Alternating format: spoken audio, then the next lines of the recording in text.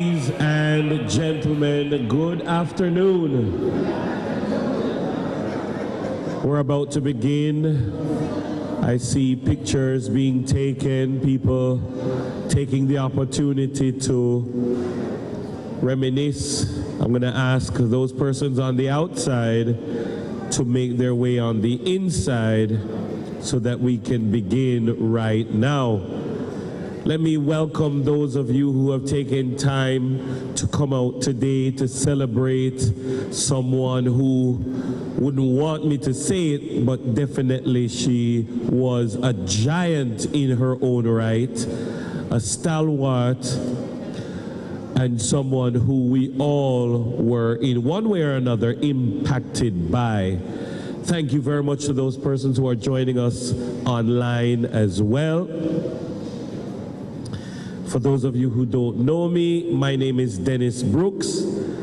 I'm a senior superintendent of police, but in a past life, I was a teacher for a number of years at the Queen's School, and I was blessed to have worked closely with the legend June Saunders. I was impacted by her sharp and sometimes acerbic wit. And I was asked to take us through the proceedings today, and I hesitated not.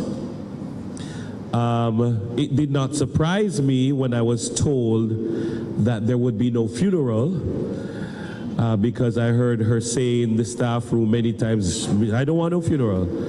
And so what we are doing here today is very much in line with her wishes.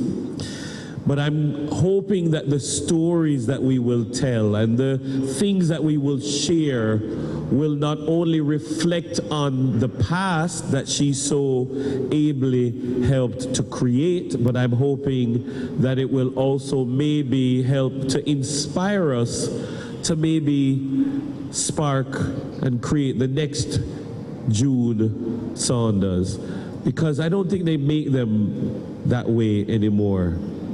I'd like to specially recognize the president of the Girl Guides Association of Jamaica, Josette Francis Witt.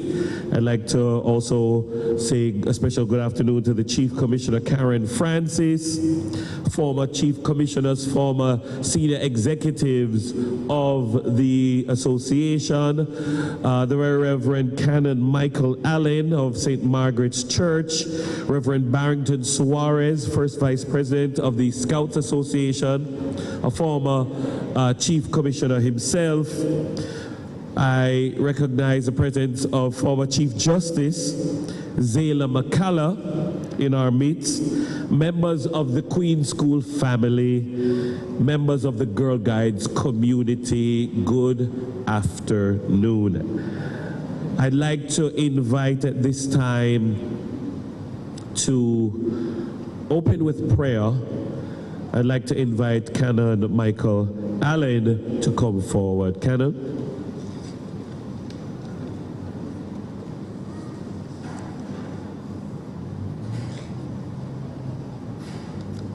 Thanks. Let us pray.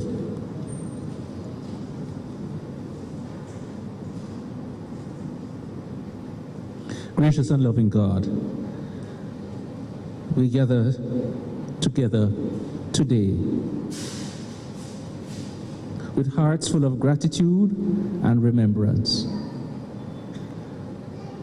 We thank you for the life of June, which was truly a blessing to us, for the light she brought into the Girl Guide movement, and for the warmth of her hospitality and friendship that welcomed so many into her heart and home. We give thanks for her sense of humor, her generosity of spirit, her creativity of mind, her deep love for children, and the affection she shared so freely with friends. Her life was a true reflection of your goodness and your grace towards us.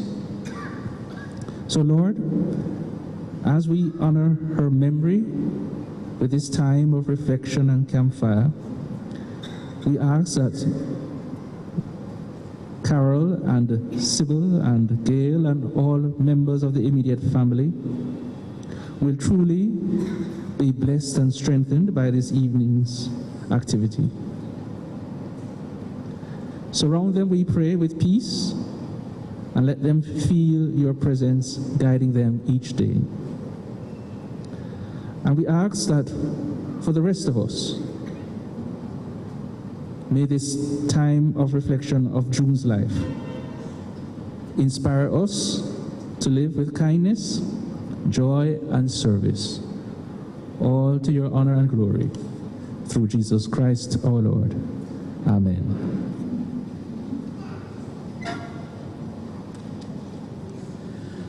Thank you very much, Canon Allen. Well, at this time, we're going to get straight into the program. As I said, I look forward to hearing the reflections. I look forward, I hope that everyone who comes to the lectern will bring an element of her humor, because oh my, she had comedic talent and timing down pat. And so she was somebody who not only the girls loved, but of course the teachers as well, who taught at the Queen School. We loved her as well. At this time, I'm going to invite someone who knew her quite well, a past chief commissioner of the association, a past board member of the World Association, Lily Claire Bellamy. Put your hands together for her.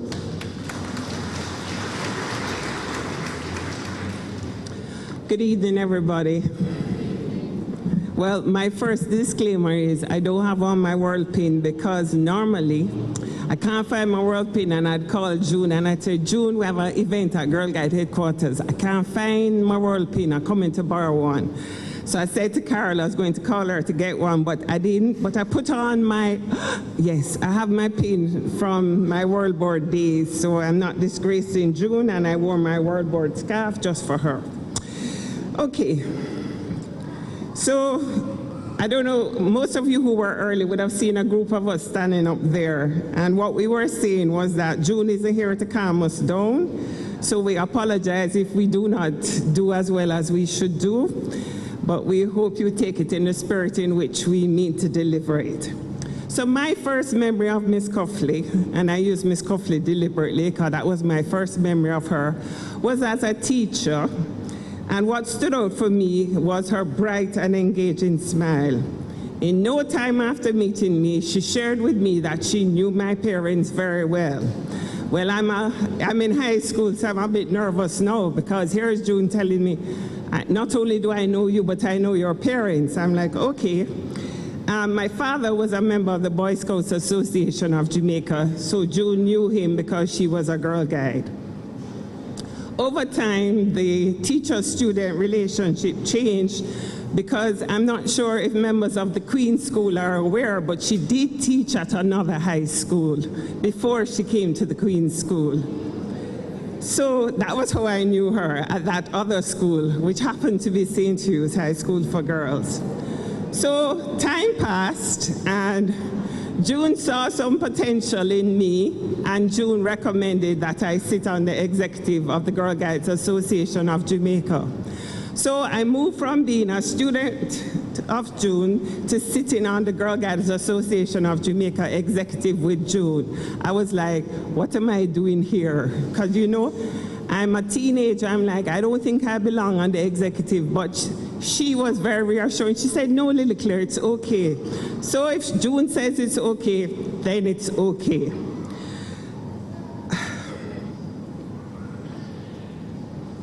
Miss Cuffley, as she was known, when I got a Commonwealth scholarship and I went overseas to study, and this was before the internet, right? So you look forward to receiving letters, and my family members weren't that good at writing letters. Well, one day I got a letter, and it was from Miss Cuffley. Of course, you can imagine how excited I was, because here am I getting correspondence, because we didn't have email, all right? So it was letters. So I get my letter from June, and I open my letter all excited, only to discover in the letter that Miss Cuffley was no longer Miss Cuffley, she was now Mrs. Saunders. I went, whoa. So I went, okay, this is good. So it took me a very long time to move from Miss Cuffley to Mrs. Saunders, and an even longer time to move from Mrs. Saunders to June. She would say, you're not a picnic anymore, you know, you can't call me June. And I'm like, why am I going to call you June? Anyway, June knew everything there was to know about guiding. She knew the proper way to wear your uniform, and she wouldn't hesitate if you didn't have on the proper uniform to advise you. I deliberately didn't wear a camp uniform today because I wanted to wear my jewelry, and you're not supposed to wear jewelry with the camp uniform. So I wore a white blouse and blue jeans instead of my Girl Guide t-shirt. But I have on my Girl Guide ring, my trefoil. So, you know, I'll shout out. So she knew the proper way to wear a uniform. If you didn't have it on properly, she would just gently say to you, Lily Claire, you know that you're not supposed to wear those shoes with your uniform, you know. You don't have any shoes. So I'm like, okay, fine. But the thing about June was she understood the importance of guiding for the development of girls and young women. And this development extended outside of the realms of girl guiding. And if any of you ever spoke to June as a guide, she would encourage and say to you, you know, we need to do more activities with the Scouts, right?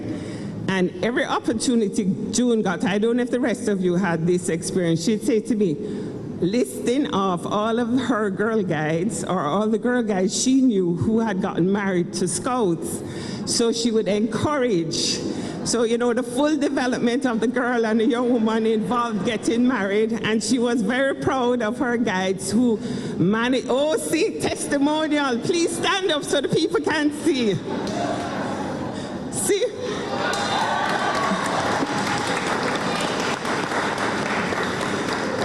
Well, I must tell you, I know all about you, even though I've never met you. Because once you had a relationship with June, June would say to you, you know, that Beckford girl, she is so excellent. And then she moved on from Janice now, and then she came to Chantal. You know, Chantal is very good. You know, she did law just like you, you know. I'm like, okay. And she would tell me everything about everybody till it got to the point where a bit of jealousy. I'd be like, okay, enough of hearing about all these wonderful people, you know. So she would always be telling you about other people and their accomplishments, never telling you about yours, but apparently she told other people about you. So, yeah, because I know everybody's development. Later in life, I decided, I was chief commissioner, I was president, and I was on the world board. So I thought it was time for younger people to take over in the movement. Well, June was having none of it. So I would try, and then June would call and she said, Lily Claire, there's a training at Girl Guide headquarters on Tuesday. You need to come and present. And I'm like, but June, I have work. She says, I'm sure they won't mind if you come. This is important. So, of course, I would dutifully apply for time and present my body at Girl Guide headquarters, because if you know June, if she says to you, you are to be somewhere, you better be there. She knew my entire family, and there's one story that she shared, and I'm sorry he's not here. One of my brothers, she knew all of us from we were children, right? So this brother, he was young, so she always saw him as a young child. Well, he grew up and he became a vet. How I know the story is June called me and June says, can you imagine this little child coming to tell me, calls her, you know, she said, very professional, you know, I need to speak to you. And she's like, is where this little child going? Both him need to speak to me. He was treating one of our pets who needed to be put down, so he was having this serious conversation with June about this matter. He been trying to be a professional vet. All June is doing is laughing, because who is this little boy telling her, you know, I think you need to have a seat because it's a serious conversation. Well, June just thought it was totally and completely hilarious. She also reminisced, and I verified and confirmed it with the former chief commissioner and another one of my brothers. She used to share with me this story about the good old days and how men used to be gentlemen and men of integrity, more men, because we still have men who are gentlemen and men of integrity. And she said she was a young girl, and there was a jamboree held at Up Park Camp, and it was my father and another scout, I think it was Mr. Jones, and they were responsible for producing a newsletter. And she was the assistant. So of course, they're producing the newsletter for the events that happened in the day. So it was late in the evening into the night. June said the three of them would be there while the press is rolling. They're sharing experiences, laughter, and jokes. And she said not one of them was a bad joke. She says, you know, and there was no impropriety. Every time she got the opportunity, she used to say to me, your father was a different kind of man. I'm like, okay, June. Those of us who know June, though, would know she was a very public person, but she was also a very private person. So there are lots of other stories that I could share, but I'm not going to share. But that's my rambling now. So now I'm going to give you a serious dissertation, and this is not from me. This is from Reverend Father Howard Williams, and this to me really encapsulated the essence of who June was. So all the eyes in this are Father Howard Williams, not Lily Claire, okay? So I met June in October 1970. And somehow, from that moment on, we never quite let each other go. We remained friends for all these years, through youth and age, through laughter and tears, through foolishness and faithfulness. And if June were here now, she would probably interrupt me and say, don't get too sentimental, tell the funny parts first. So let me begin where June lived most comfortably, with children, laughter, and purpose. June had a deep and lifelong devotion to the formation of children. She didn't just like children, she understood them. She respected them. She believed they mattered now, not just later. That is why she became my daughter's godmother. I trusted Jude with my child because she had spent her whole life nurturing them. Her passion showed up everywhere. One day, the then president of the UTC called me and said, "June, are your friend?" I said, "Yes, she is." He said, "Well, tell her that if she wants to graduate, she must finish the project." So I did, and June's response was classic June. She said, "He can't stay there and wait. I have a project with the Girl Guides in Augusttown and those at Standpipe, and nothing is going to get in the way of that." And nothing ever did. I cannot tell you how many Girl Guide cookies I have eaten at the hands of June. I will say this publicly and clearly. I will not blame her for the size of my stomach, but she certainly assisted in the process. June's commitment to the movement went far beyond Jamaica. She served on the World Council for Girl Guides and Girl Scouts, shaping young lives across borders and cultures. And at St. Margaret's, her love for children took on a spiritual dimension. She taught Sunday school, and it was June who introduced to the diocese the Advent coloring and activity folder for children. A simple thing, maybe, but deeply theological. She believed children caught faith not just by hearing, but by doing, by coloring, by questioning, by belonging. One day, someone from St. Margaret's saw June sitting on the floor with the children and said to her, "Do you know why the children love you so much? It's because you're just like them." That may be the greatest compliment June ever received, and she earned it. She carried that same energy.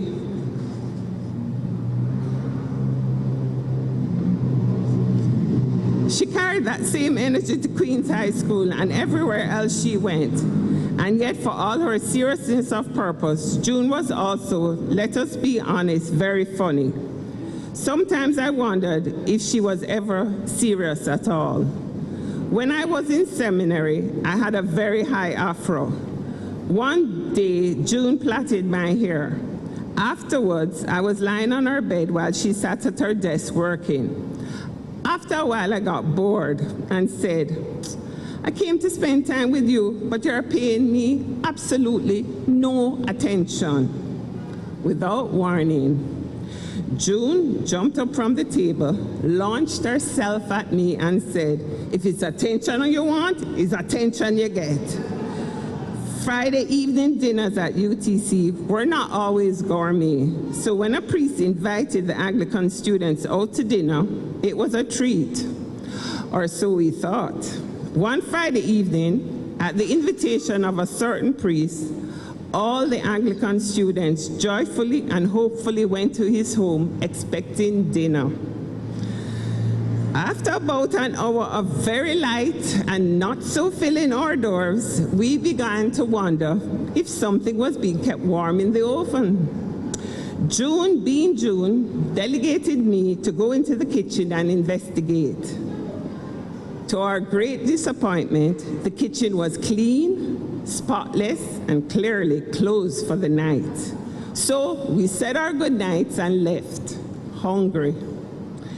And as some of you will remember, in the 1970s, Papine rolled up its sidewalks quite early. There was nothing more to eat that night. June laughed, but she never forgot. Another night, as June, Raul, Suku, and I were walking along Golden Avenue from Papine back to UTC, we came upon a man lying on the sidewalk with a donkey standing over him. Thinking the man was injured or dead, we called the police and waited. The police arrived, poked him, and declared him very drunk, at which point the man opened his eyes and said, "Put me upon Betsy. Betsy know where me live." You should have heard June laugh. That laugh could shake the darkness right out of a moment. June was a loyal friend, fiercely loyal. Shortly after her hip surgery, even though she could hardly walk, She surprised me by attending my installation as rector of St. Augustine's in Brooklyn. She never forgot birthdays or anniversaries. She showed up even when it cost her something to do so. And yes, June was full of surprises. She once told me about the day she told her mother she was getting married. Her mother asked, "To whom?" June replied, "To Mr. Saunders, who lives across the street." After Mrs. Cuffley recovered, she asked, "When?" June said, "Tomorrow." And just like that, June and Clive were married. They were happily together until Clive preceded her in death in 2012. Their love was steady, practical, and deeply real, very much like June herself. June was also deeply spiritual and deeply theological. She had regular battles with St. Paul, whom she often referred to as a chauvinist, but she respected him for his brilliance and his ability to engage young groups of Jesus followers. She loved St. Luke because she said, "Luke honored women." June thought about faith, she argued with it, she wrestled with it, and she lived it. And yet, to speak of June honestly, and love requires honesty, we must also speak of her suffering. We do not speak of this to diminish her, but to honor her truth. Faith does not mean the absence of struggle. It means showing up anyway. And June showed up again and again. I want to thank Carol, her adoring sister, who never wavered in standing with her and supporting her. And I want to thank all of you who never gave up on dear June. Love that stays is holy love. So today, we give thanks for a woman who loved children, who served the world, who laughed loudly, who questioned deeply, who stayed loyal, who struggled honestly, and who trusted that God's grace was wider than any failure and deeper than any pain. And so we commend her to God, holding fast to the promise that sustained June, even when she wrestled with it. Well done, good and faithful servant. Enter into the joy of your Lord. Matthew 25, verse 21. Or, as the hymn says so beautifully, for all the saints who from their labors rest, who thee by faith before the world confess, thy name, O Jesus, be forever blessed. Alleluia. June, dear friend, rest now. You have finished your project. Thanks, Barry.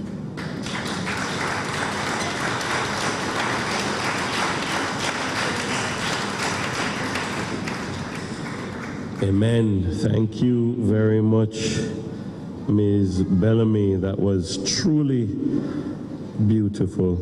At this time, I'm going to invite for our first tribute a past Sunday school student and someone who was elevated to the order of friend, Mr. Jeremy Francis. Is Jeremy Francis?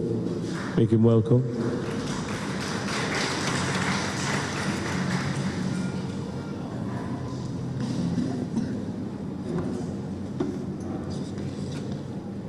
Thank you, Master of Ceremonies, host, moderator. Good afternoon, all.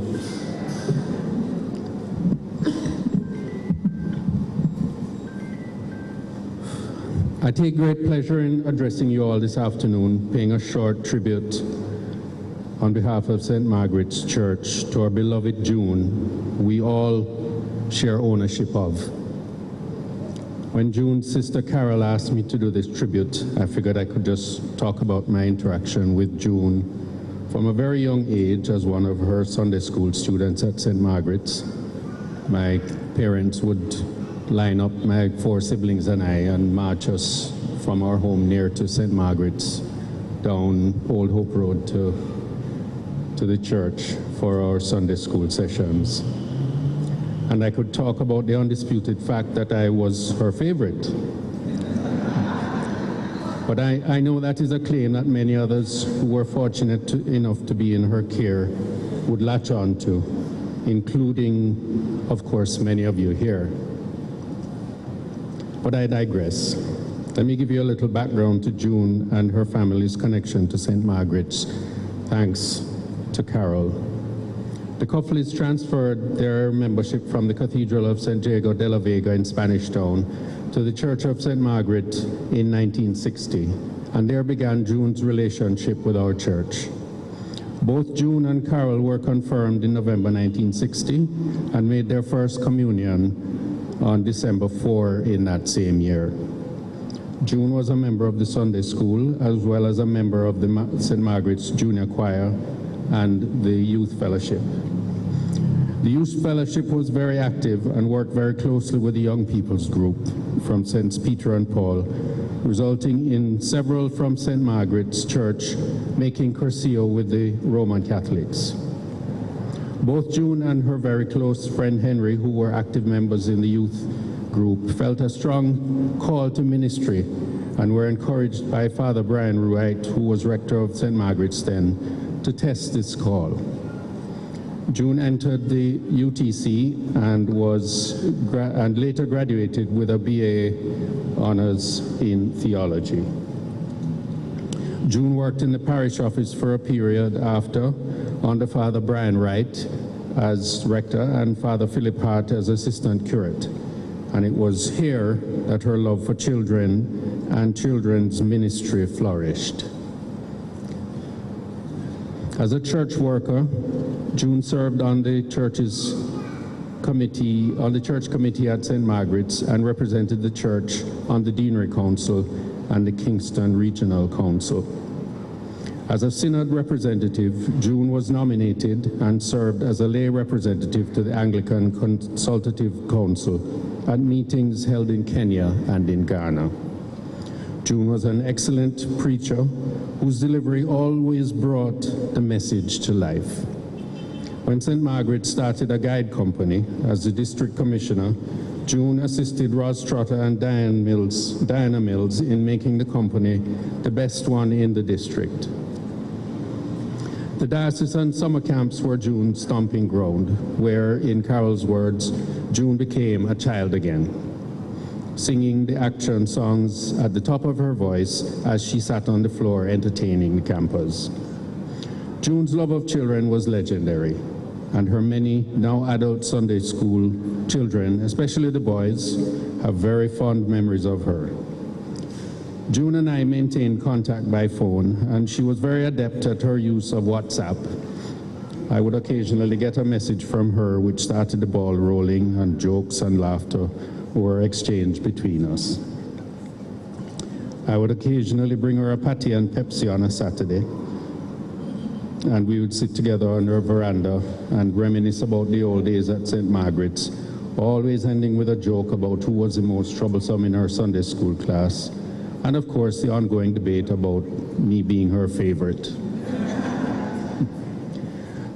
On the last such occasion, it was in June after her birthday, when I messaged her to say, I'm doing the patty run, so checking if I can bring you one and a Pepsi. Her short answer, yes please, and the most important part of her answer, I might just love you.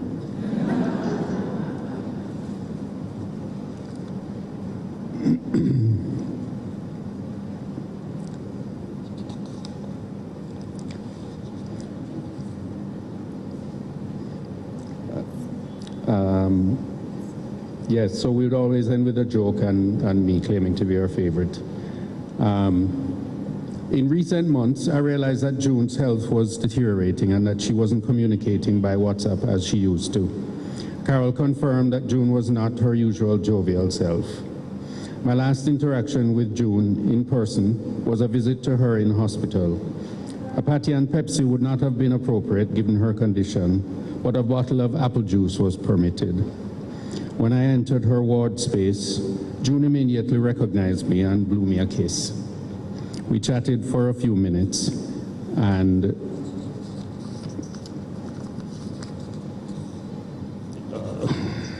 Sorry. And though her speech was a little difficult to decipher, I felt sure that she knew who I was.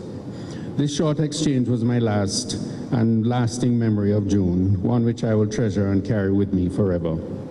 I hope that you all have similar claims and memories of your own special times with June, and encourage you to carry her legacy of love, caring, and service, and her youthful spirit with you throughout your own lives. Thank you.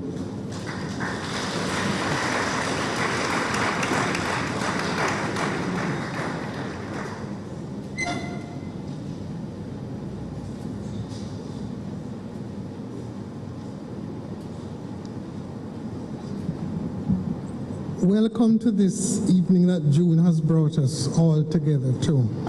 I'm Hilary Robertson Hickley. Let me start by saying I was in first form when she was in sixth form and she was my prefect. And from that time, we have been friends. I must say that I may be one of the few people who went to the school, the Queen's School, taught there, was on the school board, and maintained contact. In fact, my stepdaughter, Deborah Hickley, also attended the Queen's School. And I can say without a shadow of a doubt, it has provided this country and the world with some of the finest women in the world.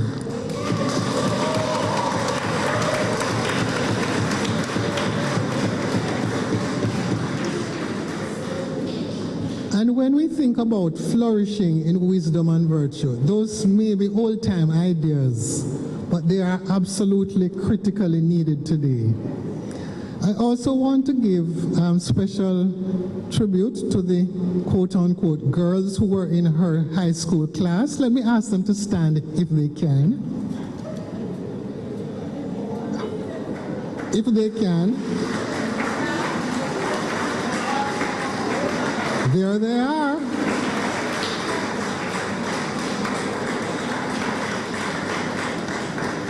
Let me ask to stand the people who taught with her at the Queen's School, and you can stand as well, sir. Janet.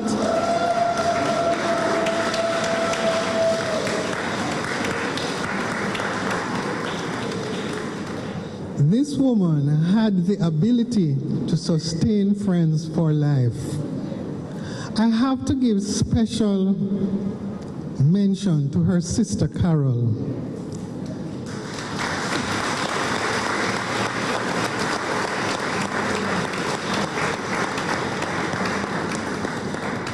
And her, I'm going to call her frenemy Sybil.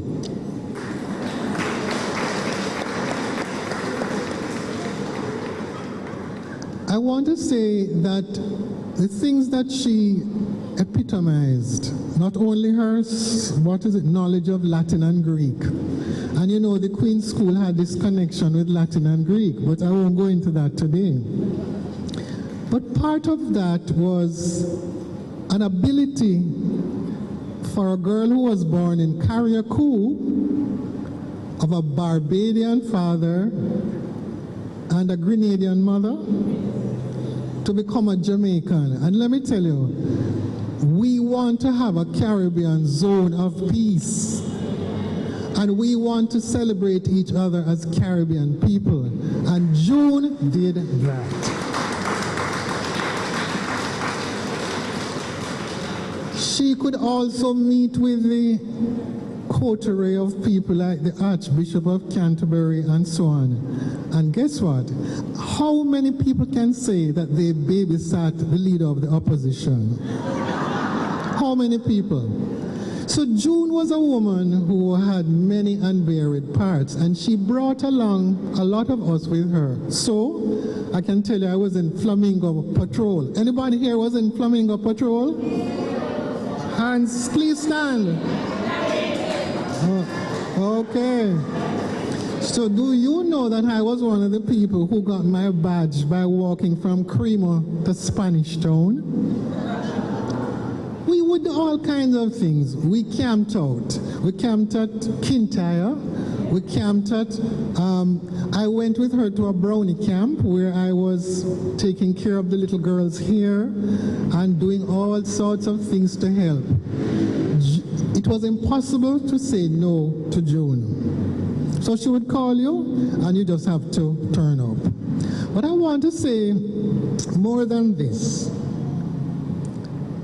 She was of the era in which service was never seen as servitude. She gave herself freely, and she spent a lot of time with her church work, with the Girl Guides, or as people know it as the Girls Guide.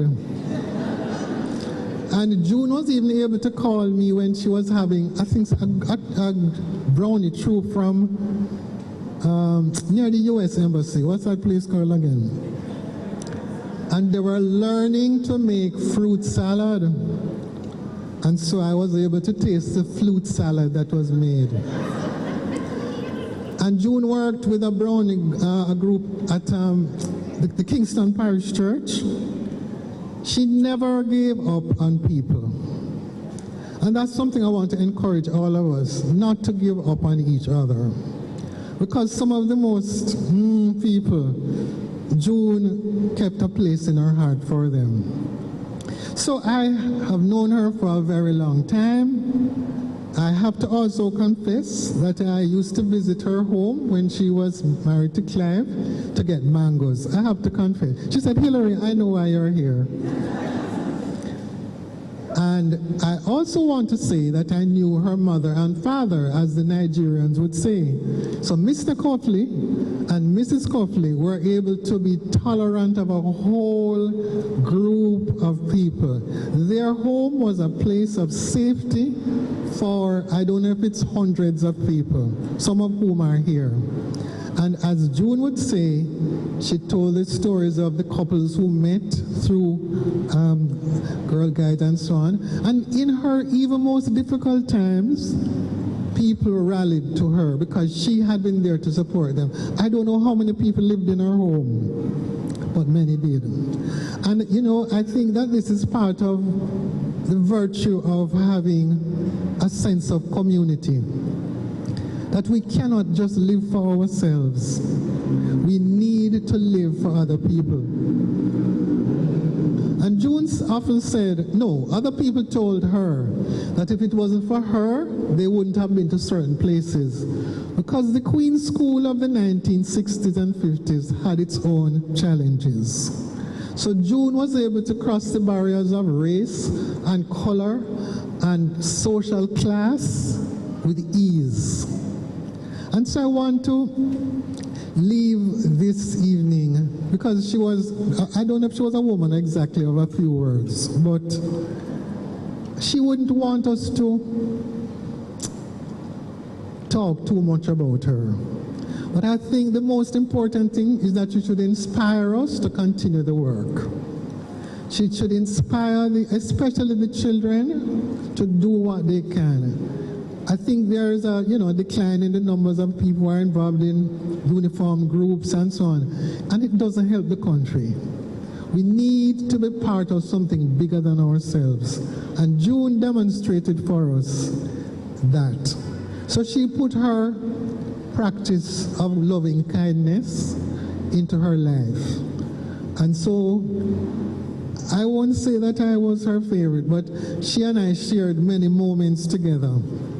And I recognize that we all need to be more like June. And I was end by saying that I knew somebody else, Reverend Ralph Hoyt, who had the same birthday, June 6th. So on occasion I invited Clive and June and Ralph and his wife for a meal.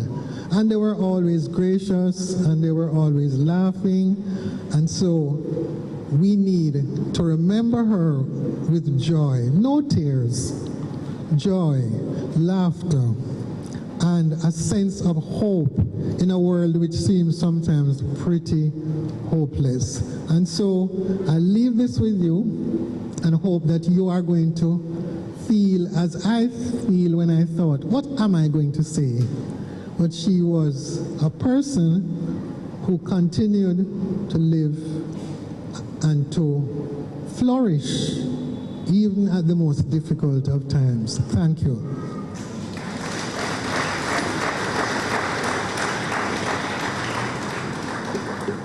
Thank you very, very much for that.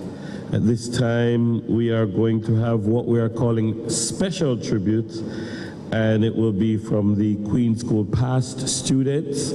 I'm not sure which past students will be doing it, but at this time, we're going to invite them to come forward. Are they ready?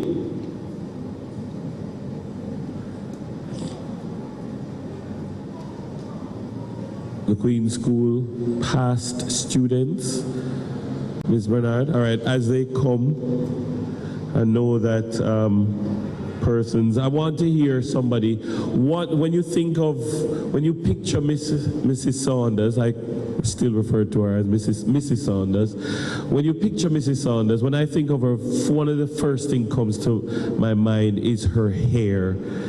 Her beautiful hair. She used to have very big hair, and she was very proud of her beautiful hair. That was something that immediately comes to mind. I don't know if anybody else has something that for them it was her something else. Anybody else? Her wit, yes. She was very, very witty.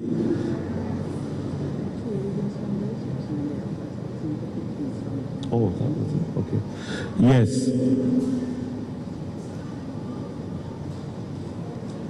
I was just going through my phone and I saw a message from back in some time ago when it doesn't show now, but I once entered a bodybuilding competition, and when I thought I was in my element, and I just looked back at a message from her asking me, "Hey, you think you have healthy body?" Spelt exactly like that. And of course, she had a way of bringing you right back down to size. I shall read the readings from the Queen School past students. There's a very famous Queen School past student, Grace Jackson Small. She writes, "My condolences to Carol and the rest of the family. June was my guiding light from first form. Her unique way of caring for us and her constant conversations about me and my too long MAGA foot and how it helped me quite good along the way. She was always ensuring we became proper ladies and allowed me to hang with the girl guides even though I was only a wannabe. She has had a good journey, and I am happy to have shared the years from 1972 to this period of her life. Her soul is now at rest, but images of her lifetime for which I was connected, being in the presence of Girl Guides, even though I wasn't officially one. I thank her for those occasions and ensuring that I was always adhering to rules and regulations, even with the restrictions I had at Queen's. I loved her, and she will always be remembered until I join her for continuity. Rest in peace, my big sister." That one coming from Grace Jackson Small. This one I'm going to pull excerpts from a tribute by Deborah Hickling Gordon.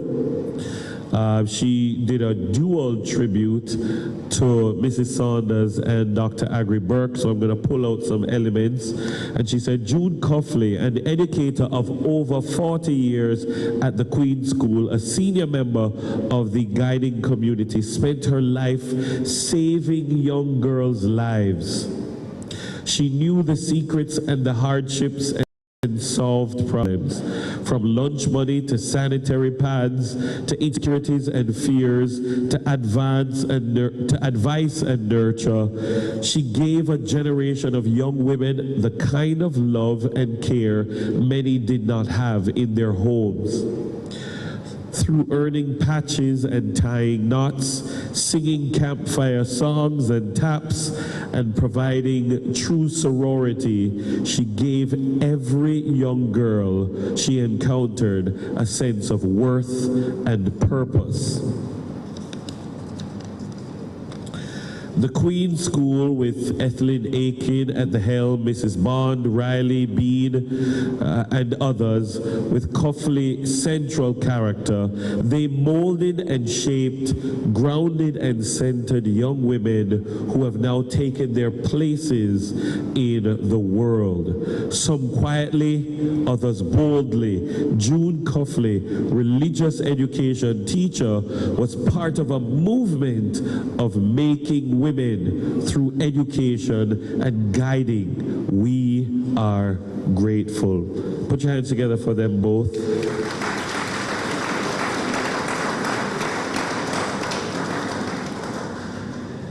If I was to speak of the many conversations and the guidance that she offered, even me as a teacher, we would not leave here this evening, and we do have a time frame working with.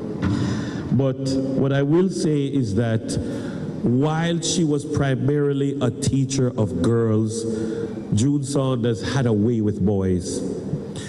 And she had a way with shaping young men as well, because from the moment I got there, she took me under her wing and provided guidance to me, as at the time I thought I was a grown man, fresh out of university. But the kind of guidance and stewardship, even me as a debate coach, advising my thinking, advising me if yes, she would tell me when my clothes were maybe not appropriate.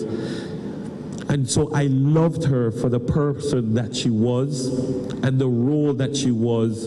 If I felt like I wasn't getting through to the young ladies, I could always count on her for something. And that is why I think she was special. And that is why I don't know that they make teachers like that anymore. I don't know that you could send someone to a Michael or a Shortwood or a Bethlehem and give them that. It was something that she was born with.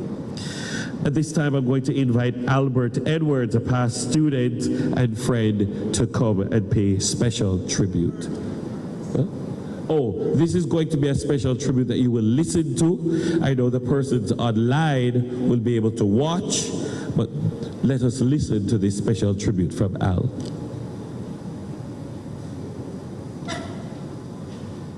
I'm Albert Edwards, and I'm joined by my wife, Joan Edwards, in sharing some thoughts on life with June. Where in the world do I find you now? These words often greeted me by phone, and dear June's query was not a flippant one, because a lifetime of friendship, her knowledge of the fluid movements in my life in recent decades, and her competencies as a communicator and undercover disruptor gave her the authority to confidently issue that query to me, literally anywhere and any hour of day or night. It is often in hindsight that you realize that some people keep showing up on your life journey and become a part of the tapestry of your life. The Church of St. Margaret was a fertile soil where June, her sister Carol, their parents, Hilton and Verna, and my own parents, Alvin and Castell, and siblings Richard and Maureen, became connected no less than 5 decades ago. The fact that my brother and I and our dearly beloved father were of the Calabar High vintage further secured our connection to this Queen's School family. So, this tribute is both personal and collective. It's interesting that it was in the Anglican religious tradition, often known and even revered for its relatively quiet and structured worship, that we found multifaceted and multicultural June, the product of Barbadian and Grenadian parents, to reflect Jesus' inviting spirit in a particularly endearing way. Her motto could very well have been, "Come just as you are," or in later years, "Rope in." June had a fine sense of balance. What do I mean? Well, on the one hand, she could hold tasteful structure and form, while with the other, she could deliver comments to make you do a double or even triple take and have you asking either, "Did June just say what I think she said?" Or, "Really, June?" To say that she possessed a stellar sense of humor is not an overstatement. The hint of mischief in her ever youthful eyes could not belie her wit. Yet it was that freedom, pragmatism, common sense, and lack of being overly self-conscious that seemed to make her more God-conscious and endearing. I shared good experiences with her while being a Sunday school teacher at St. Margaret's, and she imparted a lot of knowledge to me in terms of how to impart the gospel to children. So as a Sunday school teacher, it enabled her as a lifelong teacher and a lifelong Christ follower to speak and sing the stories of our Lord Jesus and her faith and dependence on God through the circumstances of life in a manner that was not awkward, but it was part of her life. And she never failed to remind my brother that she was his favorite Sunday school teacher. My life through music, from childhood to serving on our church's worship team here in South Africa, has been influenced significantly by the seed of June's challenging me beyond my own self-confidence in a number of ways, such as when she urged, or maybe conspired, my preteen journey as a church musician and eventual organist, and later on trusted me as a 19-year-old teenager studying abroad to be the lead and youngest student tenant of her friend's home. June's passion for the activities, institutions such as her church and the Girl Guides movement, and for people, especially youth, that she held dear was self-evident. The God who makes the impossible possible is who enabled her to embrace and be embraced by the highest and the humblest. And this was her faith and interpersonal life experience as I observed her in our very diverse St. Margaret's Church community. In our family, she was a friend to all generations, with Mom Castell and herself having a Sunday afternoon 4:45 p.m. date for the Cornerstone Anglican radio production, Think on These Things, for which June was clearly the unofficial, i.e. unpaid, spokesperson. Years ago, when Albert and I set our wedding date for the 6th of June, also her birthday, our wedding day became an occasion for double joyous celebration by her beloved Clive and herself. That was a further seal upon a lifelong friendship, as now our significant life events are indelibly interwoven. When Albert and I look through our library of music books, recorded music, children's devotionals, and scouting material, June's generosity is so evident. Today, several decades later, here I am in South Africa, active as a church musician, our children all active in both the church youth and scouting movements. And if I were to say, "Thank you, June," she'd probably have some retort like, "You better say thank God, you know how hard I tried with you." The truth is that June's Sunday school classes were the foundation life lessons with values intended to be carried through into enriching and empowering adult Christian living. Auntie Carol and Sister Sybil, you have been an integral part of June's journey, and we unapologetically say thank you. Be assured of God's blessing of grace, comfort, community, and provision on you to carry you forward. As she is now in the nearer presence of our God, her guiding light, we see Jude as not just rested in peace or rested in power, but now continuing in life afresh and anew in the eternal light and love of God. Selah.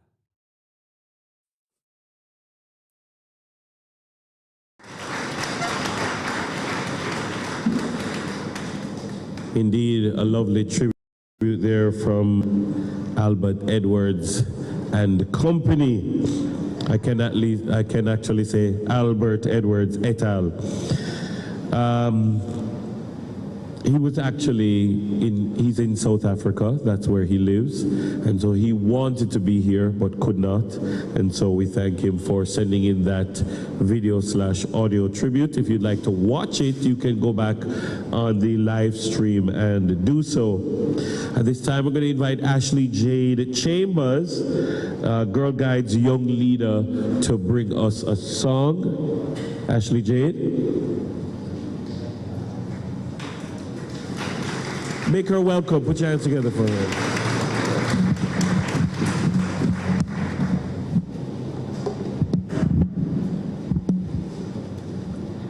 Good afternoon, everyone.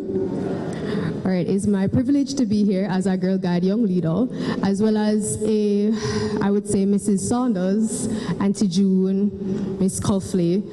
She would have been a godmother to me, and so I would have known her outside of Girl Guides, and she would have been the only sole reason why I ended up in Girl Guides. She was very adamant that by the time I got to high school, I must go Girl Guides meeting. She would ask my auntie consistently if I was going to meetings, and then I channeled my way up through Girl Guide Ranger Young Leader. And so it's again a privilege to be here to sing, because we know Auntie June loved her music, right? And we also know that she loved to dance, right? So I'm going to be singing a song, right? It's a little bit tweaked just for her, but if you feel led to sing along and to get up and dance, feel free to, all right?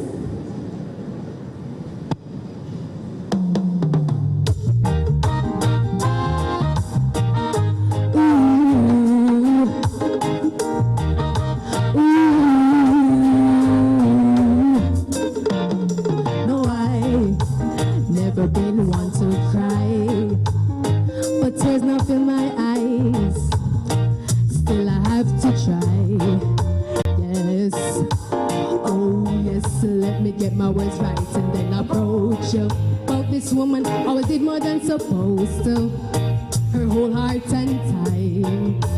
Yes, I know everyone can relate to when they met this special someone. She's royal, yes, so royal, and I'll miss her in my life. I never knew anyone so one of a kind. Oh no, guess what? The way she moves to her own beat, she has the qualities of a queen, so supreme. What a natural beauty. She never need no makeup to be a cutie. She's a queen. She's a queen. And when they ask what a good woman's made of, she's not afraid and ashamed of who she is. She's royal, yes, so royal, and I'll miss her in my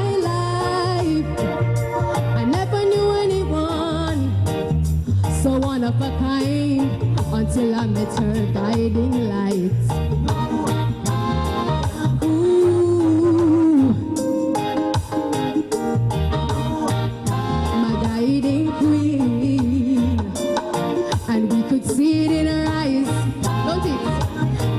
she smiled.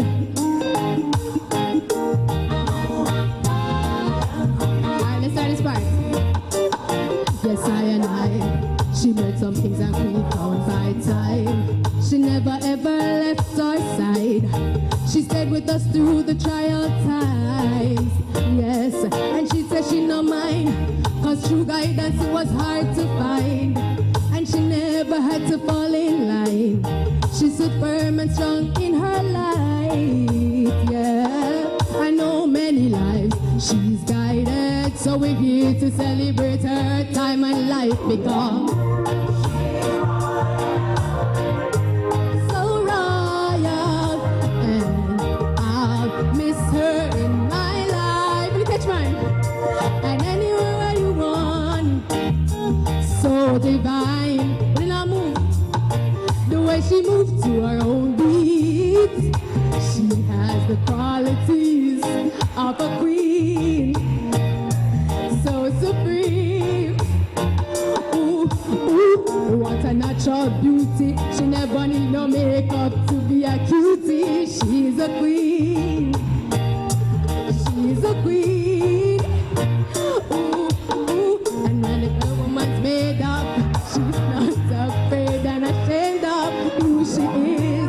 She's royal, yeah, so royal, and I'll miss her in my life. I never knew anyone so one of a kind. Oh no. Ooh.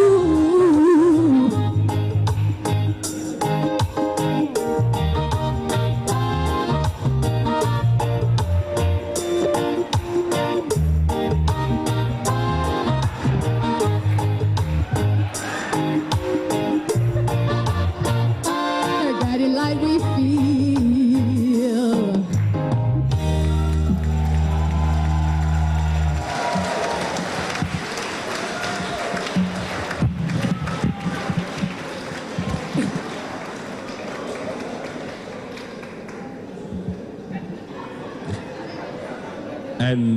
And that, ladies and gentlemen, is why you have to have young people to bring the young things, because old people like me, they're not going to remember.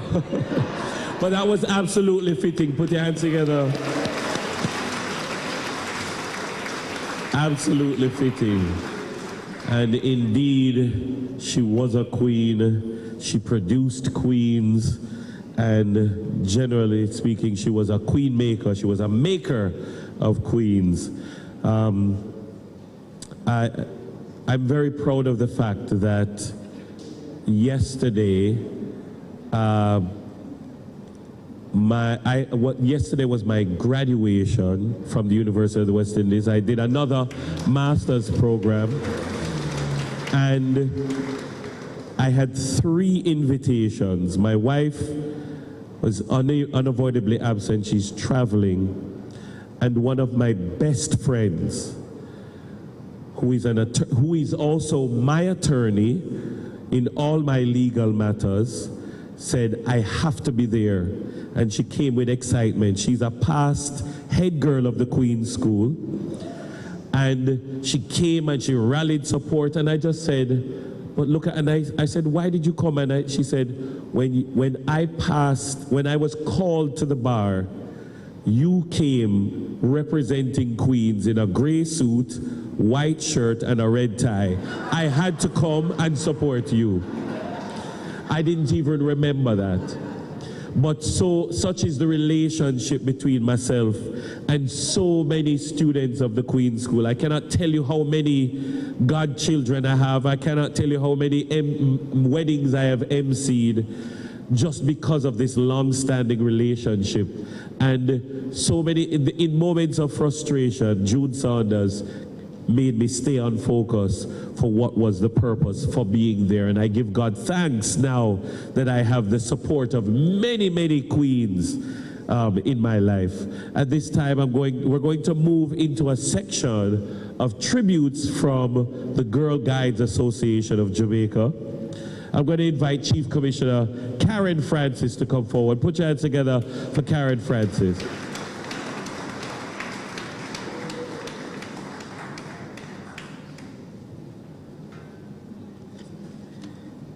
She was royal indeed, wouldn't you agree? Yes. And something Ashley Jade didn't say, she is a young blood in the house, but Ashley Jade was also a member of our Girl Guides executive. You can give her a round of applause.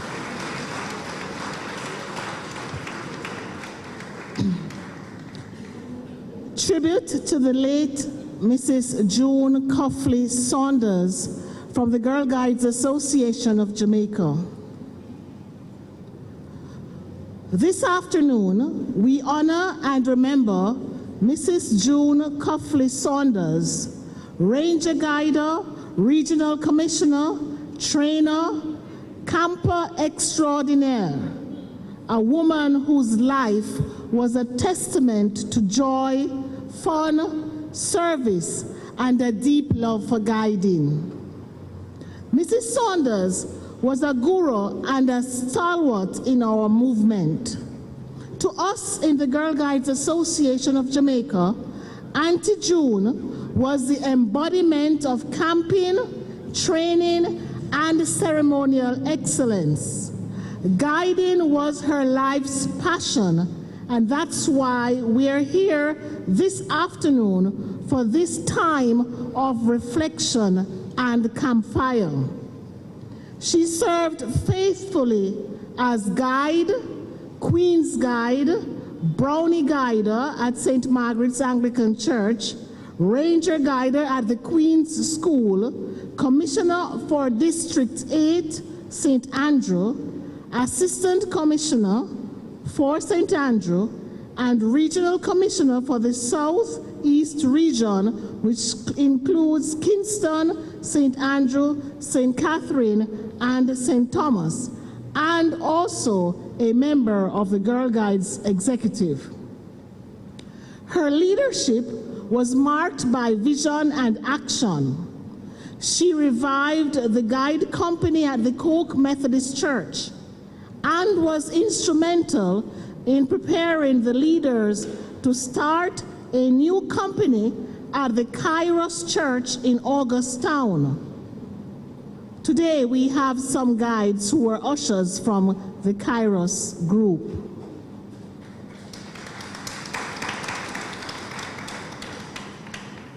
Under her leadership as Regional Commissioner, she sought to strengthen guiding in St. Thomas, recognizing the need for growth and making it her special project.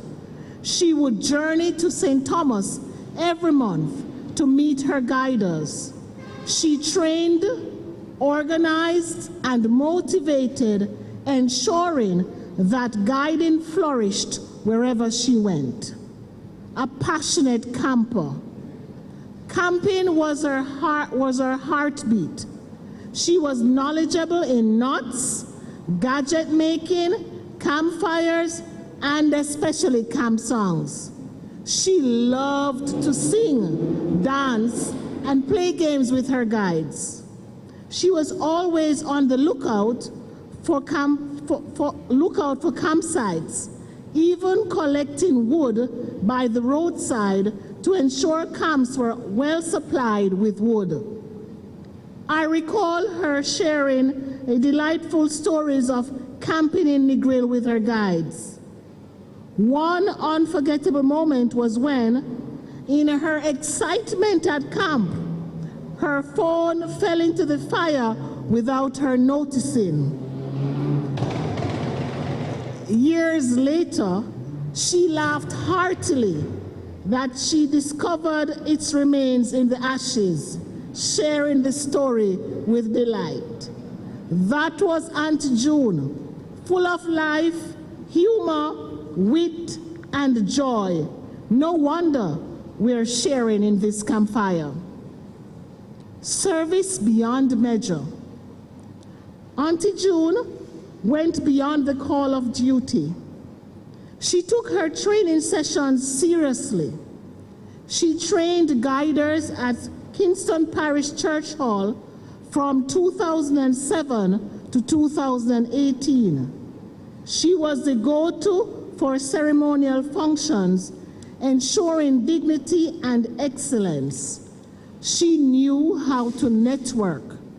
Mrs. Saunders partnered with Kingston Bookshop to bring Christmas packages to guides, brownies, and even the General Penitentiary Prison. Mrs. Saunders had many contacts, many of whom she roped into guiding to serve on the executive and the council. Right, Andrea? Her service to the association went beyond the shores of our island. She served as one of the WAGs committee, extending her influence beyond Jamaica to the wider guiding world.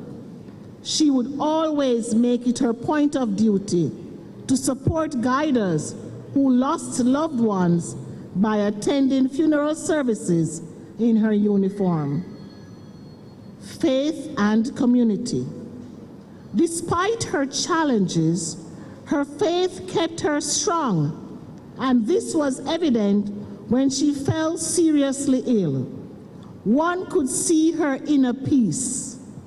Mrs. Saunders worshipped at St. Margaret's Anglican Church, where she ran a brownie pack alongside her Sunday school ministry.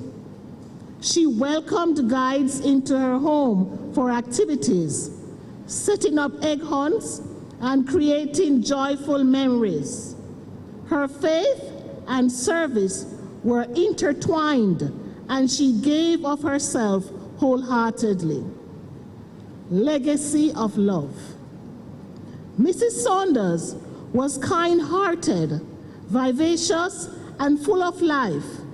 She had genuine interest in all she met, both guiders and guides alike. When conversing with her, she would say, "He's one of my girls, you know." Her legacy lives on in the countless lives she touched and the love she so generously shared. She passed on her legacy to her girls, many of whom went on to serve in leadership roles in the Girl Guides Association of Jamaica and WAGs, namely Althea, Chantal, Amoy, Felicia, Janice, Andrea, Josette, Lily Claire, Vivette, and Paulette, and of course you know the list goes on. The chairman of our executive committee, Dr. Vivette Milson White, who is unavoidably absent, has expressed that June Cuffley Saunders is one of the main reasons she has continued to serve in guiding. For her, Mrs. Saunders was one of the officers in the movement who was willing to leave the beaten path to be a foot soldier to ensure girls' development. Vivette recalls that in the month of July 1985, before cell phones and before many families had landlines, Shrekers June Cuffley and Mariella Abrams journeyed off the beaten path to find her in Old Porus in Manchester, where she, a just-turned teenager guide, was playing cricket barefooted in the middle of her street. Mrs. Saunders was ready to join the sweaty kids in the game, but Miss Abrams, kept her on task, which was to tell Vivette the time she needed to be standing by the main road in Porus, Manchester, to be picked up and transported to an international camp at Shortwood Teachers College in St. Andrew. Naturally, Vivette was deeply moved by the experience, one so etched in her memory that she sees guiding as a movement realized on the go. Vivette also says she'll always remember an early camp with Mrs. Saunders in Mandeville, when Mrs. Saunders showed girls to prepare quick and easy macaroni and cheese. To Vivette's query about any yam, any dumpling for dinner, Auntie June said, laughing, "None of that here. This is the evening meal." Every girl who has shared space with Auntie June, whether at camp or in her home space, has learned fast meal preparation and developed other vital survival skills. The Girl Guides Association of Jamaica has benefited immeasurably from this remarkable woman, June Cuffley Saunders. Her contribution has been priceless. Her laughter, her songs, and her dedication will forever echo in our hearts. Auntie June will always be remembered for her wit, her joy, and her unwavering commitment to uplifting those around her. We hail you, camper extraordinaire, and we will miss this guiding stalwart. You did it your way. May your soul rest in peace, and may light perpetually shine upon you.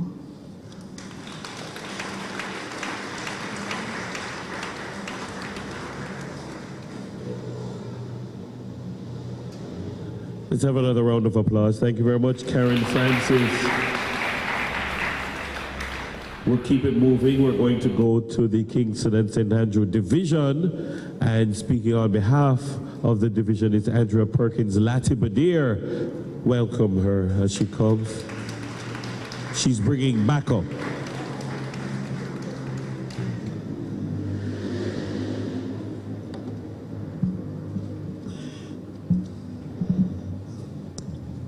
Good evening, everyone. My journey in guiding started at St. Peter and Paul Prep School as a brownie. Miss June Saunders Cuffley was my division commissioner. I remember my giant stepping into our classroom and Miss Burke, my brown owl, selecting 8 girls for a camp. It was not a packed holiday as we had usually gone to, but it was camp at Campfire campsite. This experience was later confirmed by Auntie June.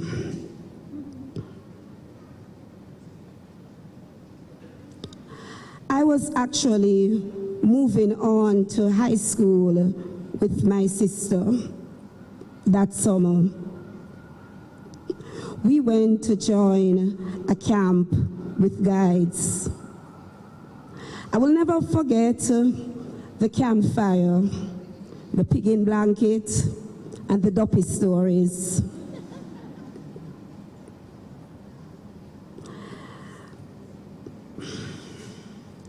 I refer to Auntie June as a giant because in my looking back at her, I remember the memory of a tall, beautiful, stately woman.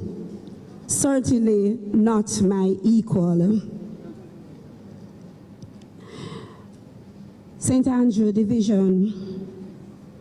Training every Tuesday here at headquarters. Reunited Auntie June and myself. I came to training here and I was trained by Auntie June, Mrs. King, Miss Clem, and Miss Marks. After training one evening, I took Auntie June's bag, and if you know Auntie June, she had many bags.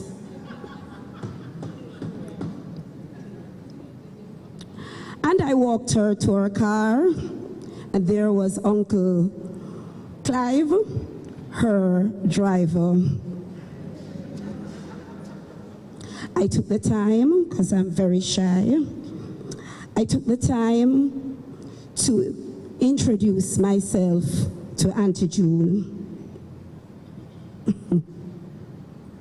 I jogged her memory, and we know that she has a very good memory. Oh, my little brownie, yes, I remember you. You grow child. After that, I think she did a background check on me to see if I was telling the truth, because she reunited me with my brown owl, who was now in Cayman. She went home. My brown owl is now 82 years old, and I hear from her almost every month, and this is because of Auntie June. And then this started a very special relationship with myself and Auntie June. So special that when I came to training, when she gave my other sisters one song sheet, I got two. And I always got my special call every day when I was at work. Andrea, how are you? And I would receive my New Year's calendar. I also got the opportunity to visit her home, and I was welcomed by Auntie Carol and Auntie Sybil, and they also became my extended family, so they also met my family. Auntie June was everything for St. Andrew Division, and she was also the same for Kingston Division as well. And I got the opportunity to share in both divisions. The tribute from my brown owl. She's no longer able to travel, so this is her message. Andrea, my little one, I tried after the hurricane to call June, but no answer came. But I got the call later to find out that she was ill and in hospital. We go back so far and hold so many memories. She loved you girls and guiding so much. May her soul rest in peace. It is this love for guiding that my relationship with Auntie June blossomed over the years. As she came in and out of my life at various stages, brownie, guide, guider, mother, wife, teacher, and commissioner. I could leave my children with Uncle Clive and went on my many adventures with Auntie June. And when I mean many, I mean pack holidays, camps, last Friday session at the Bank of Jamaica, funerals, plays, recitals, and the list goes on. People talk about them special. I thought that I was special. Kingston Division. I left my school that I was teaching at in St. Andrew, and I went to Kingston to work. And of course, there was Auntie June. My principal would say, "The little white-haired woman is here to see you." That was Auntie June. She was sent to work with Mrs. Gloria Pusey, our division commissioner. And we met every Thursday at the Kingston Parish Church for training and planning under Auntie June's management and, of course, excitement. She made us do our first aid training after teaching us all the knots. And over 6 weeks and an examination, every guider in that division received a certificate from the St. John's ambulance team. And we could show it off to our staff and our brownies and our guides. I was actually promoted by my school to be the school nurse. Mrs. Pusey's tribute. Today we gather not just to say goodbye or thanks, but to celebrate a true stalwart of the Girl Guides movement, a beacon of dedication, spirit, and unwavering commitment to the guiding principles.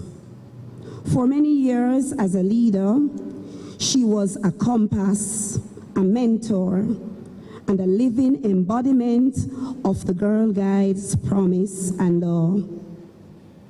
She showed us what it meant to be resourceful, to serve, and to shine brightly in challenging times. Think of her tireless energies at campfires, her patience in teaching new skills, her unwavering belief in every girl and her potential.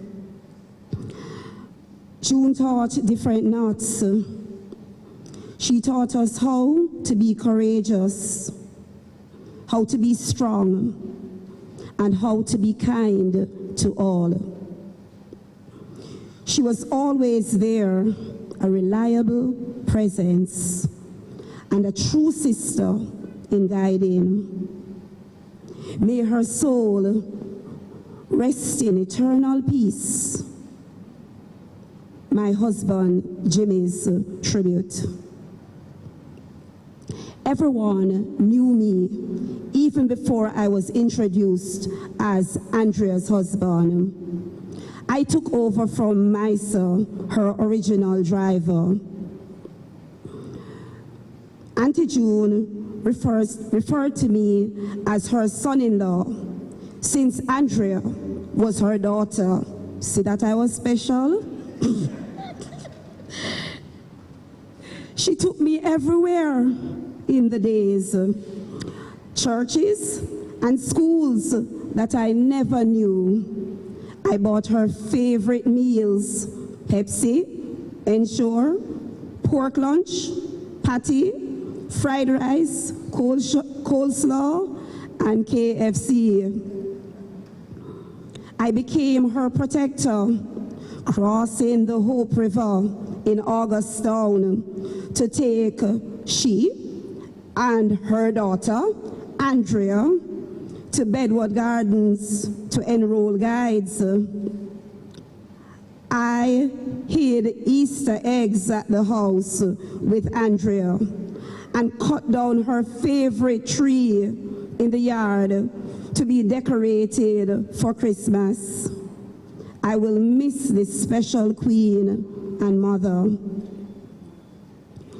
Finally, there are so many memories that I could tell you about my relationship and the other lady's relationship with Auntie June, but time short. I close by saying that there was never a dull moment being around Auntie June. Evening sickness, she wanted us, my husband and myself, to take her out of the hospital and to take her home through the back door.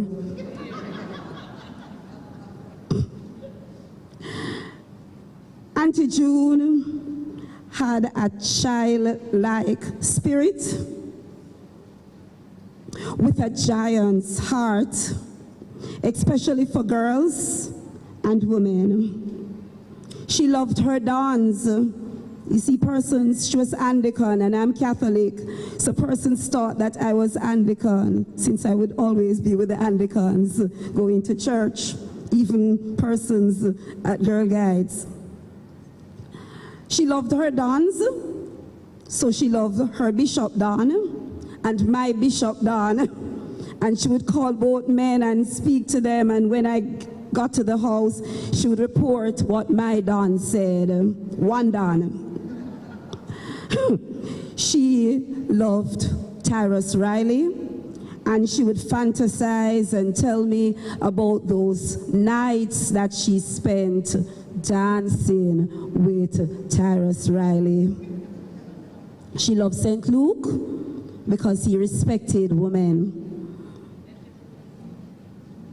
She knew God's word, so whenever I needed a scripture, Andrea would call Auntie June and she would give it to me. She spoke to me about love and forgiveness, especially when Jimmy complained about me. I could know when they had their discussions about me. She would say, Andrea, you must forgive him. You know, his man in name, you know. Auntie June will always hold a special place in my heart, and of course my fellow sisters in Kingston and St. Andrew. For me, she will always be my royal giant. May light perpetually shine upon her always, and may she rest in peace always. Walk good, Auntie June, until we meet again. You're always going to be royal.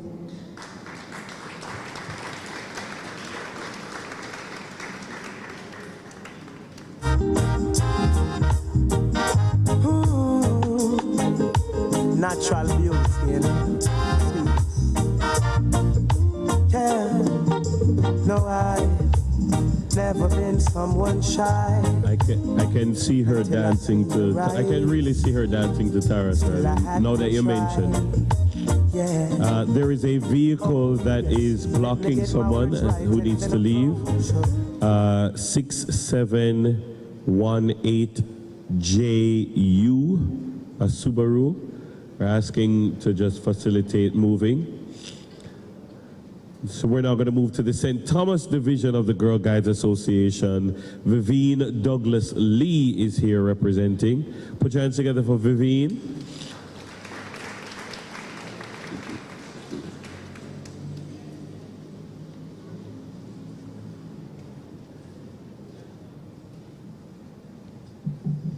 Good evening, everyone.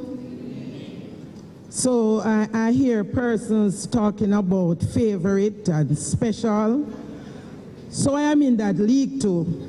Over in St. Thomas, Vivienne was June's special and favorite person. So when she called, she would say, little girl or little picnic, coming to St. Thomas. And as Chief said, religiously every month, June will be in St. Thomas.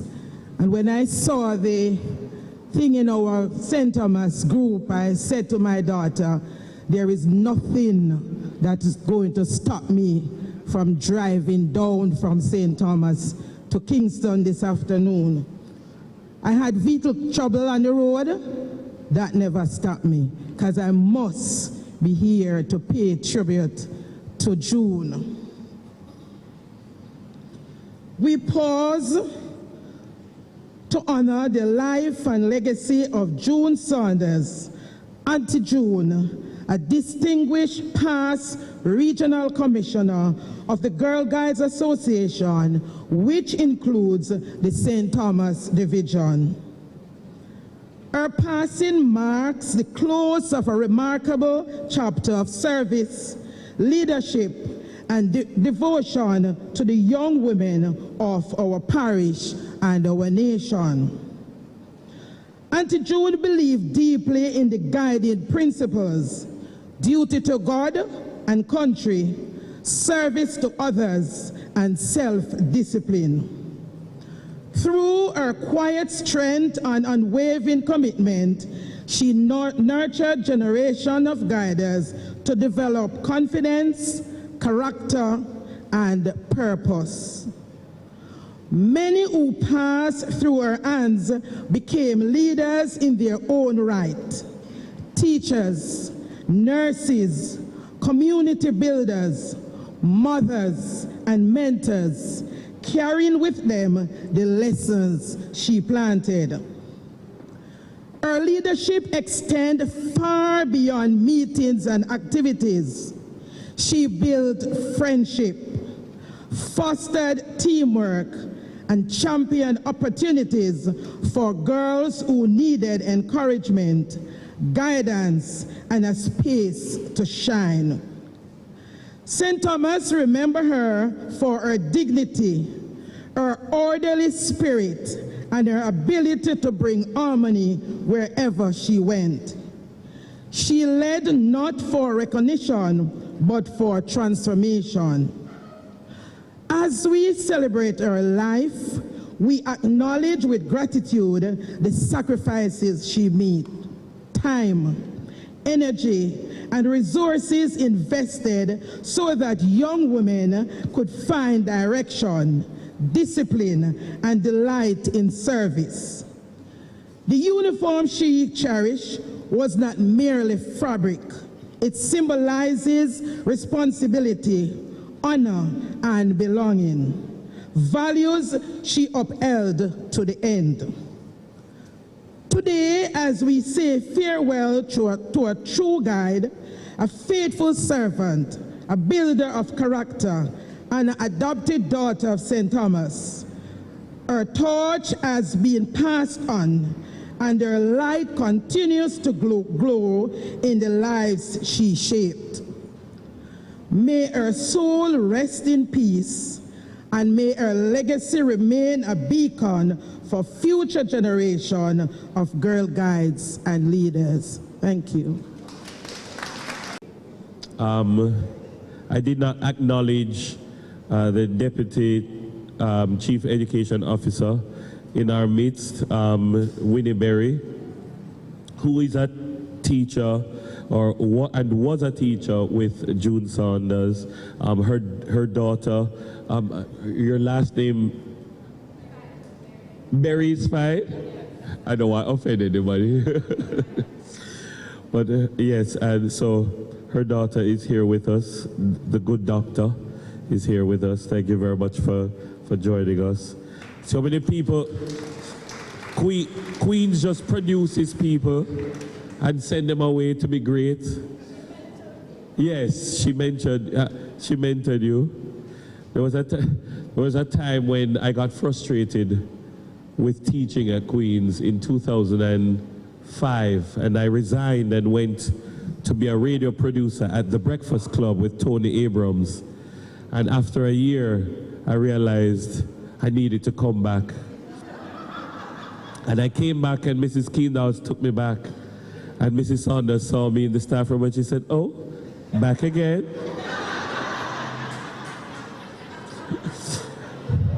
And I had to stay a few more years to get that out of my system.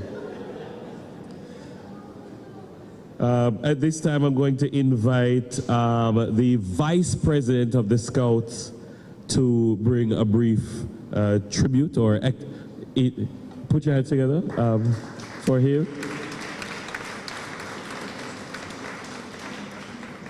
If it was me, my Scout's uniform wouldn't fit, but he's still fit.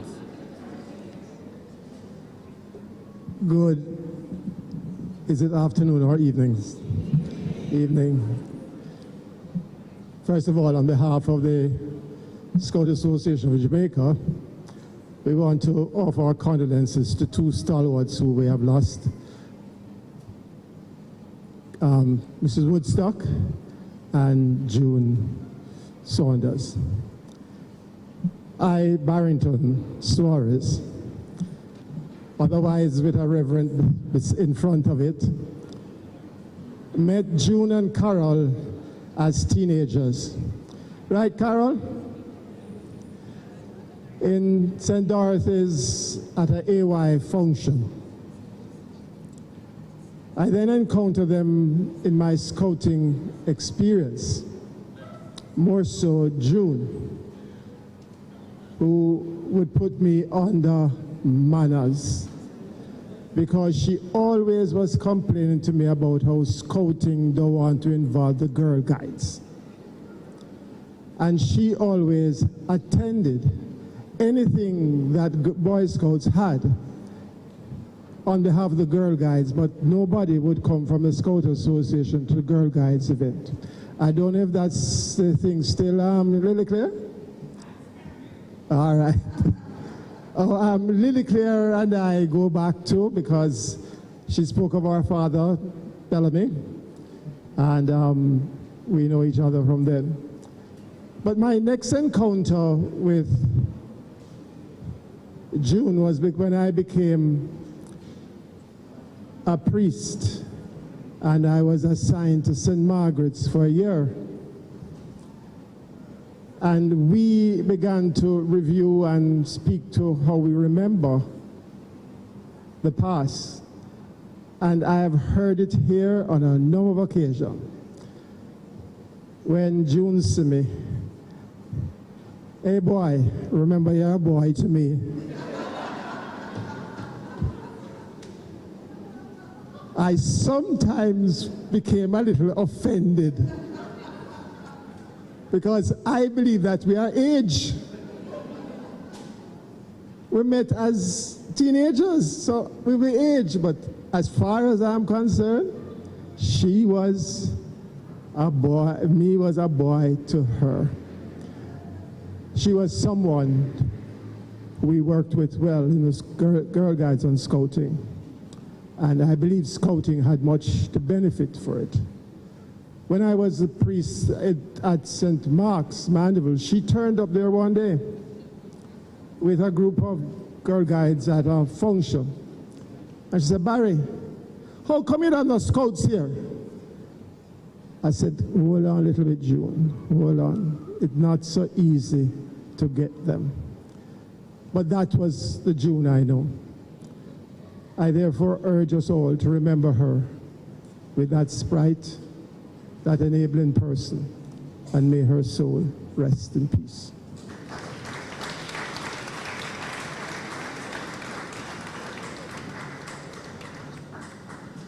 Thank you very much, Reverend Suarez.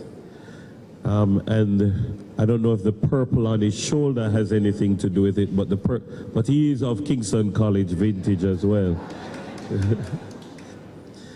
As a matter of notation, because I gather that I'm being viewed in South Africa, and I was told that Auntie June would want everyone to know that the et al.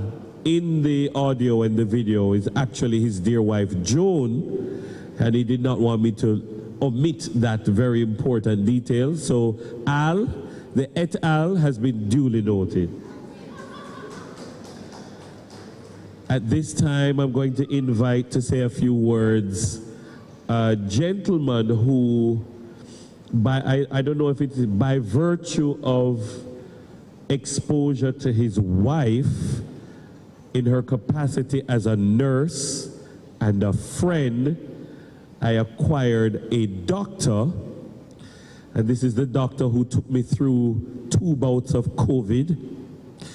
I'm going to invite him because he knows June Saunders very well, Dr. John Campbell, to come forward. Put your hands together for Dr. Campbell. I'm going to invite Nurse Campbell to come with him. Nurse Campbell, the nurse everyone knows and loves from the Queen's School.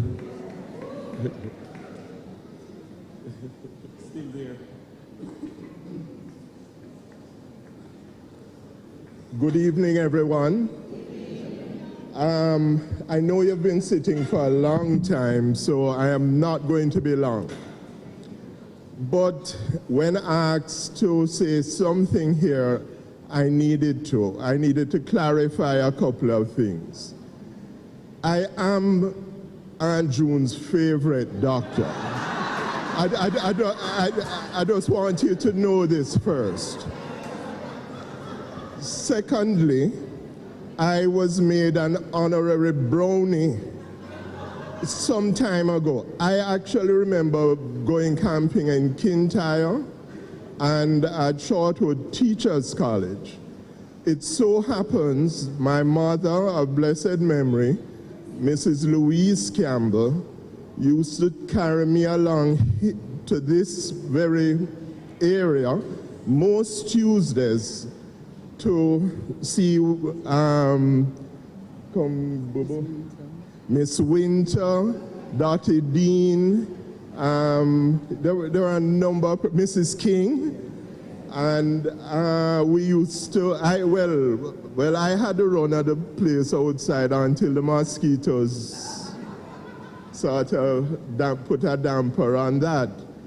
And more importantly, why Michelle, my wife, is with me now at the podium is because I was told in her sweet voice by Aunt June, you know, I know you were going to marry her, you know, because I spoke with her. She quiety.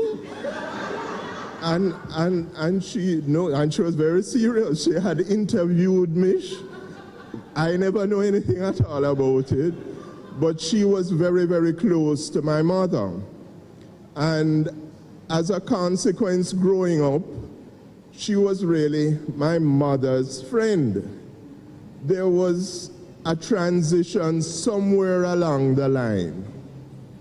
And when I was on the phone with Aunt June and Michelle come into the room, she'd make a U-turn and go because she knows we're going to be chatting for a very long time. Unfortunately, it was not about any world-shattering events. It was generally just old chat, right? But it was really, really great.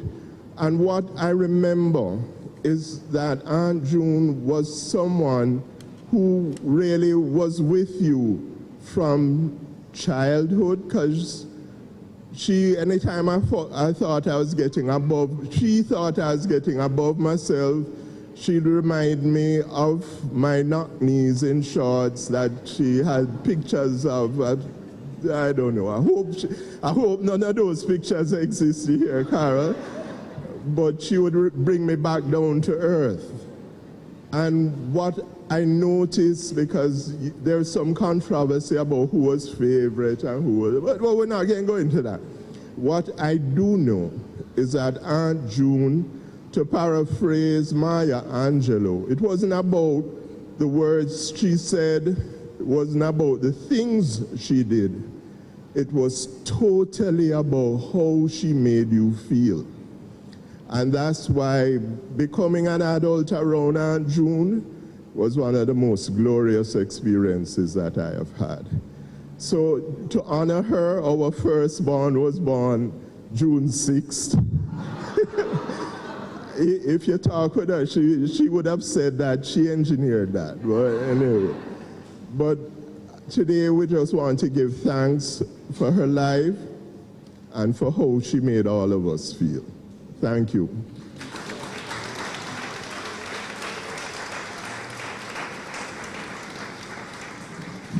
Thank you very much, Doc and Nurse Campbell. All right, the next session that we have is called Expressions, and this is coming from past Rangers. Some of them I know very well, of course. We're going to have... I am Chantal. And I'm Ophelia. The reflective theme for this afternoon is Her Guiding Light, which perfectly captures what June Saunders meant to us. And we pray that her light will never fade. We met Mrs. Saunders, a fellow queen, because we attended the Queen's High School for Girls. We did so in different eras and decades, but our experiences with this guiding stalwart were similar in almost every way. You have heard and will continue to hear that Mrs. Saunders was a girl guide extraordinaire. We were ranger guides and learned everything guiding offered. The value of service, kindness to all living things, survival skills, dancing, although it didn't rub off, and singing, building campfires, flag hoisting, crafts, nutting, and the entire Girl Guides and Scout experience. We participated in everything guiding offered. And I'm going to allow Ophelia, as much as she's shorter, she's the older of the era. The era. Okay. Good evening again, everyone. For me, and I'm speaking for Opal, Glenisha, and Juliet as well, we're a group of ranger guiders that stuck with Miss Saunders' Girl Guide group for maybe about 4 years after our entire form joined in 1993.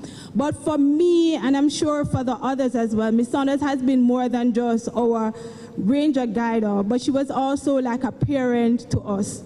For me, I remember, Miss Cuffley should remember me very well, when Miss Saunders came to my home. Personally, she came to my home because my mother would send me absolutely nowhere.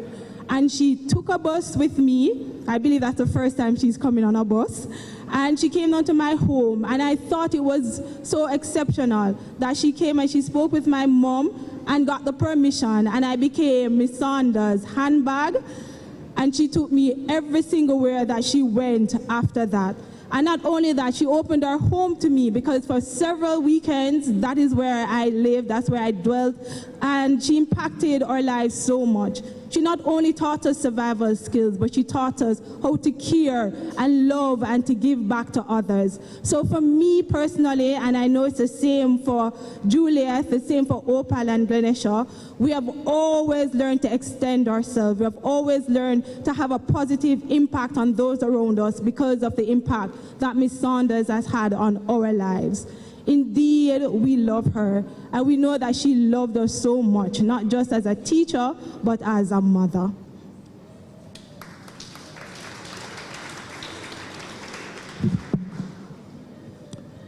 Mrs. Saunders was my godmother, my friend, my teacher, and my guider. She had so much confidence in me. I recalled her volunteering me for every event or activity that needed a ranger guide or a young leader. She would often say, "Chantal can do it." We traveled together locally and internationally for Girl Guides. I will never forget, while in Scotland in 2010, I overheard my godmother telling the host that Chantal is smart, and she's the kind of woman that you'll read about in books and see in the paper. In front of me and behind me, she had my back. When I left high school, Mrs. Saunders continued to check in on me and always cared about me deeply, how I was doing, how my family was doing. I recall us discussing her estate following school, and she said, "Dear, I have some knives and forks for you, but I can't give them to you because you're not married." Like you, I laughed so hard. For me, that was her hint. She would often ask whether I saw anyone in the church. "You don't see anyone in the church, dear?" So she was very happy when she met Marvin, and she often asked, "How is my son?" and would remind me that she had to approve him or I couldn't marry him. She was excited and proud at our wedding and was very happy when she found out that I was expecting Grace Hannah. She would check in on me, and she was so happy. She texted so many people to say she was going to be a grandmother. I learned so much from Mrs. Saunders as my religious education teacher in high school. In fact, the biggest Bible I have at home was given to me by her. We bonded over lunch, met up at Sovereign. I popped in at her house just to say hello. We'll have our random calls that made me feel as though she'd always be here. I'll always remember her smile, her jokes, and her warmth. While in school, 4-H and Rangers were held at the same time, and although I love 4-H, Mrs. Saunders' warmth pulled me into Rangers, and I enjoy camping with her, volunteering with her at St. Margaret's Church, Brownie Park, volunteering at Vacation Bible School, volunteering to decorate for Christmas parties, attending Friday concerts at BOJ, hiking at Hollywell, staying at guest house, cook out at the Queen's School, attending Grand Gala, and so many other things. Wherever there was fun, she was there, and she would volunteer me.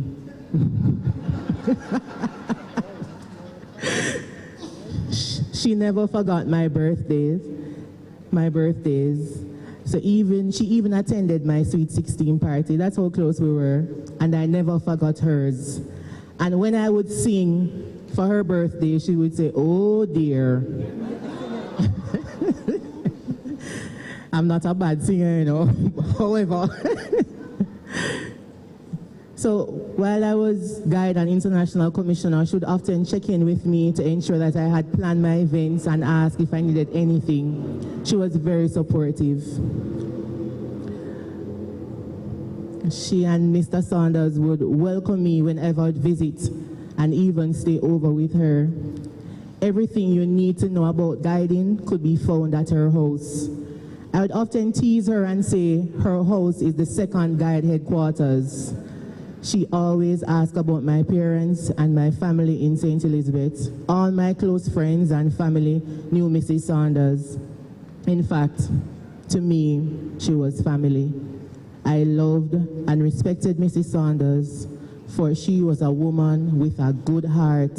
She was my godmother, my friend, and I will miss her dearly.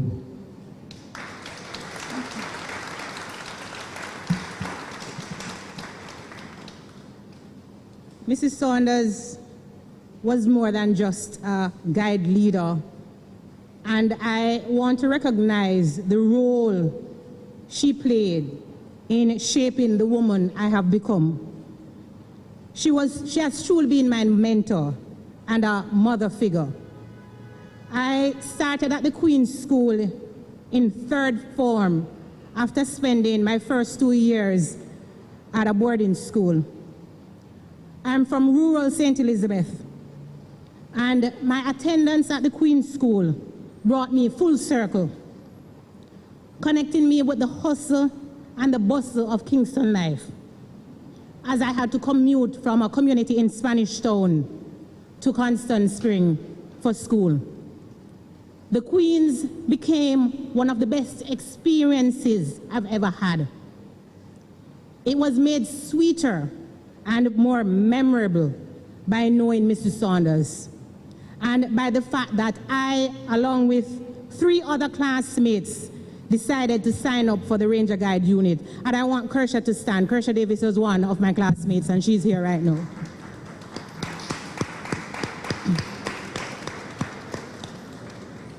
Mrs. Saunders introduced me to manners and experiences I would not have encountered in my rural upbringing.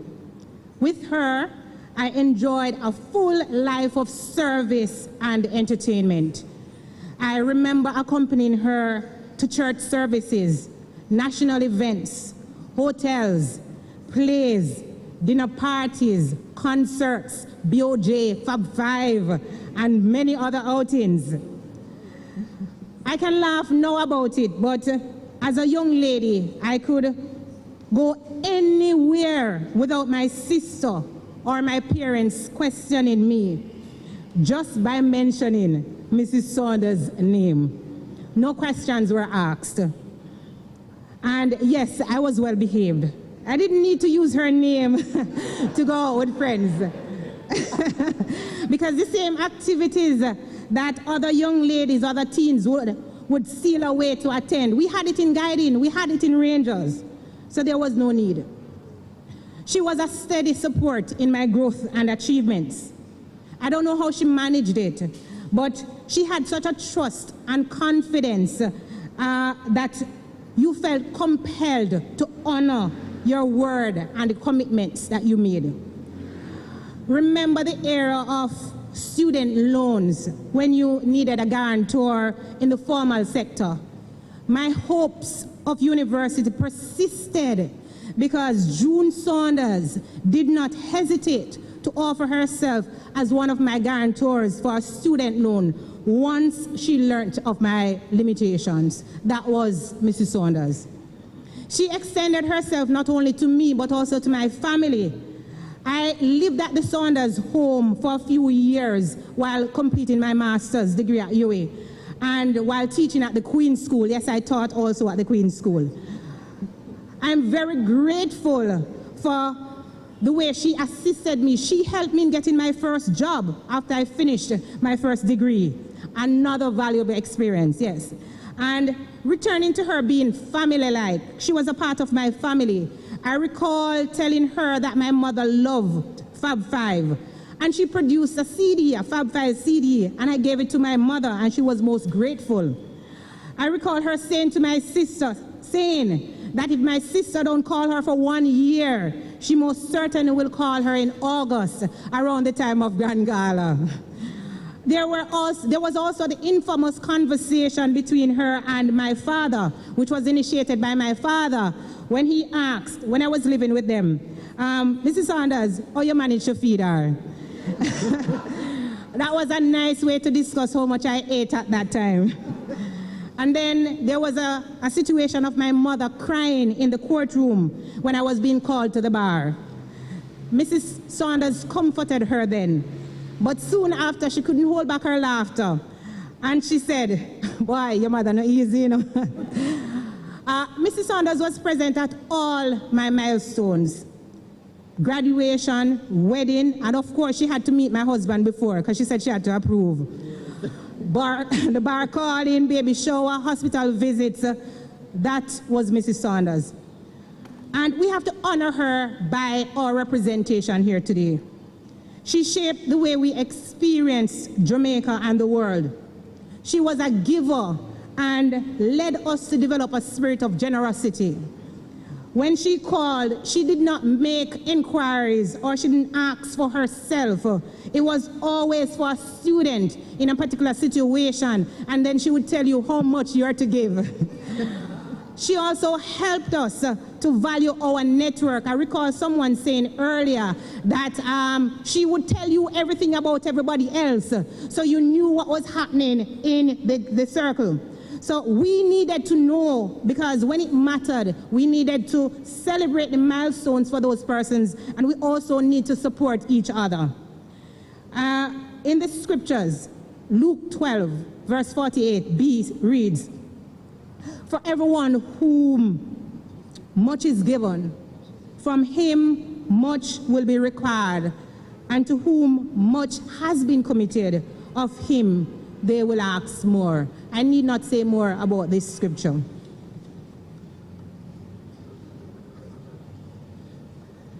Mrs. Saunders loved and cared for us in every way that she could. Today, we pause to celebrate a life well lived, a life that touched and shaped many lives. She impacted many lives around the world, and through her, many had a wonderful guiding experience. And through her teaching, she motivated and inspired others to love and to develop a relationship with God. We cherish the memories of our dear June. Auntie June, Mrs. Saunders, she will be greatly missed. Thank you.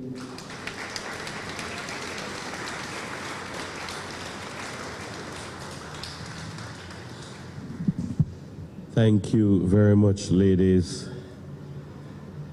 So now we keep it moving. We have another of the favorites. Althea, come forward, please. Put your hands together for Althea Walters.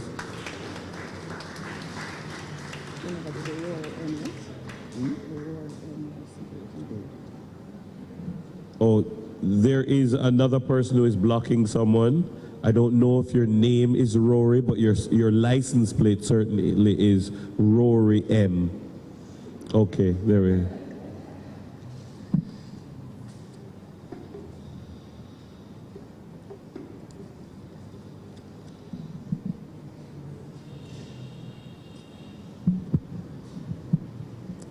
Ladies and gentlemen, good night, good evening.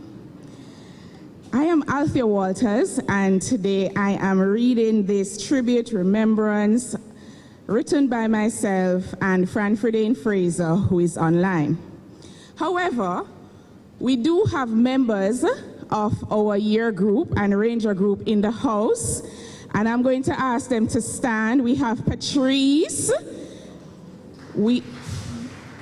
and also Patrice is one of the caterers for this evening.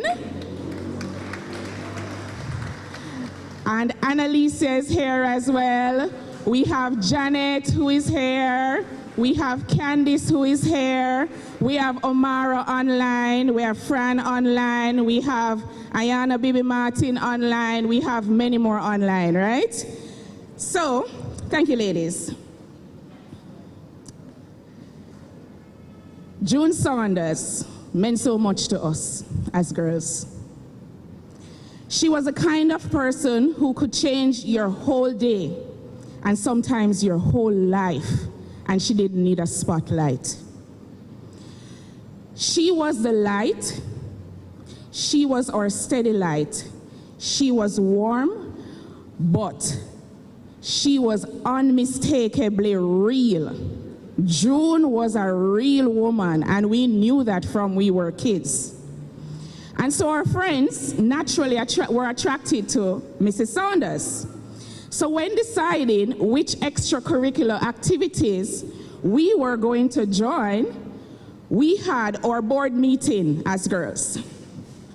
And we agreed that we were going into guiding, but we were going into ranger guiding. Because although we loved Mrs. Saunders dearly, we wanted to wear skirt and blouse. Because at the Queen's School, we realized that we were going to be in tunic for 5 years. And we couldn't have that. 5 long years. And so we decided that we needed a variety in our fashion.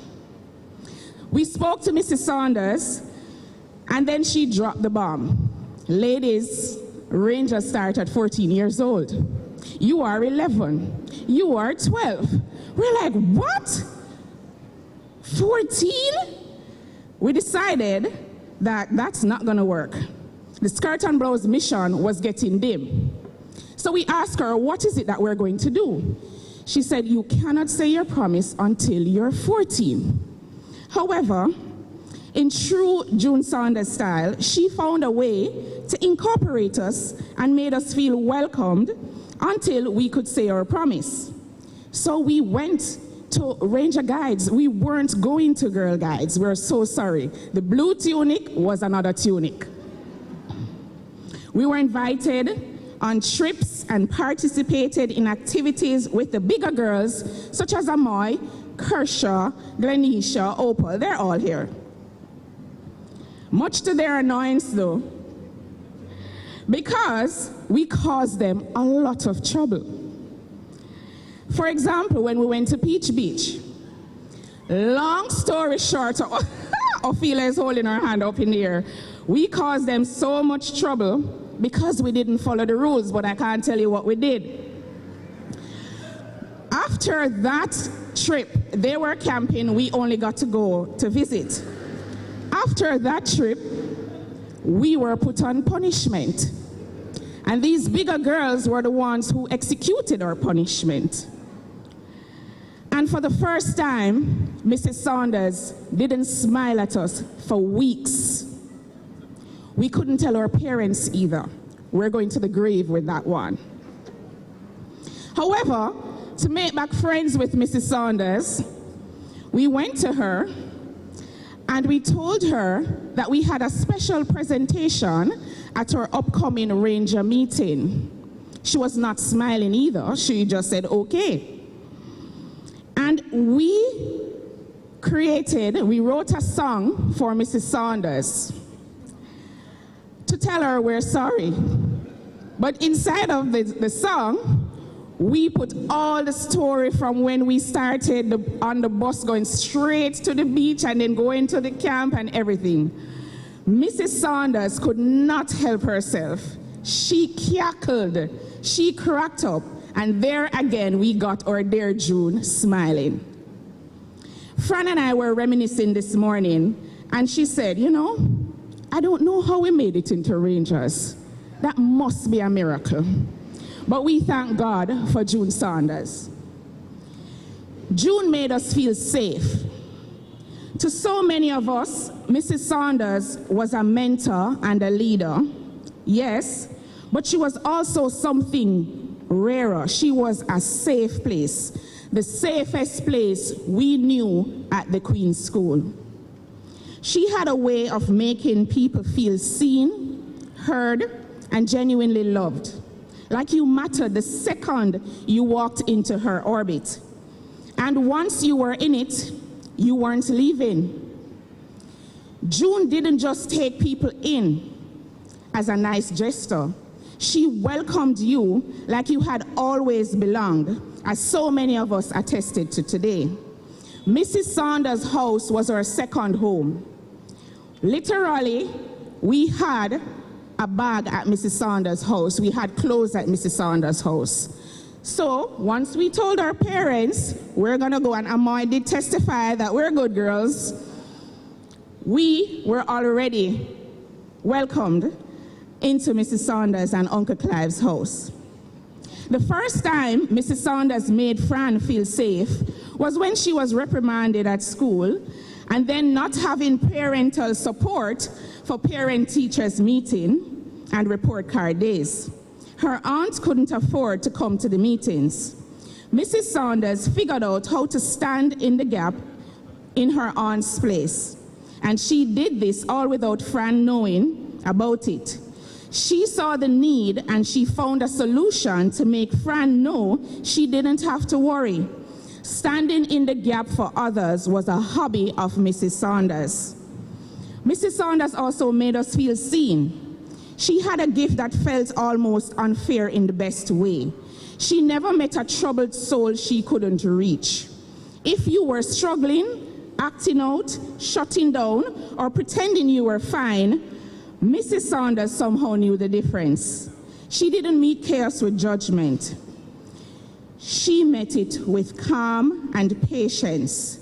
And most of all, she just appeared. She was present. You didn't have to say anything. Mrs. Saunders was there. And little by little, people softened around her because Mrs. Saunders believed in you even when you didn't have the energy to believe in yourself. Us girls always ran to Mrs. Saunders as we knew we would not be judged and she could hear us without us speaking. She made us feel special. And talking about presents, which some of the ladies mentioned, Mrs. Saunders was everywhere. She was at our weddings, baby christenings, birthdays. She shows up and she made you feel special. Mrs. Saunders had a way with each person. For me, when attending guiding events, Mrs. Saunders' first comment, majority of the times upon seeing me, was, "I don't teach you anything. I never teach you how to clean your guide pin. Why it's so dirty?" And not being allowed to answer, she would remove the guide pin, go sit in a corner right on the right-hand side, and cleaned it. And then brought it back to me wherever I was on this compound. Every single time I came to this headquarters or I went to a guide event. Sometimes I didn't even think the pin was dirty. But it was her way of serving me, taking care of me, and honoring guiding. And there was the unforgettable camps. Mrs. Saunders had a special laugh, but while that brought many persons joy, she could laugh you to scorn. I can't forget a camp in Whitehall, St. Mary, and I was on duty to cook rice and peas. Apparently, I didn't know how to cook rice and peas and pretended I knew how to cook it, and so I didn't follow the instructions or what anybody was saying. Regrettably to me, Mrs. Saunders walked in at the very moment and saw me stirring the big pot of rice and peas, right? Stirring it, whole heap of water in it, drowning everything. She bust out a laugh, and then she said, who ya bring that the big pot of porridge they go give? I never lived it down. Then I locked everyone out of the kitchen. Then she called Michelle Gray and Amoy, and Michelle Gray's mother is here because Michelle is overseas.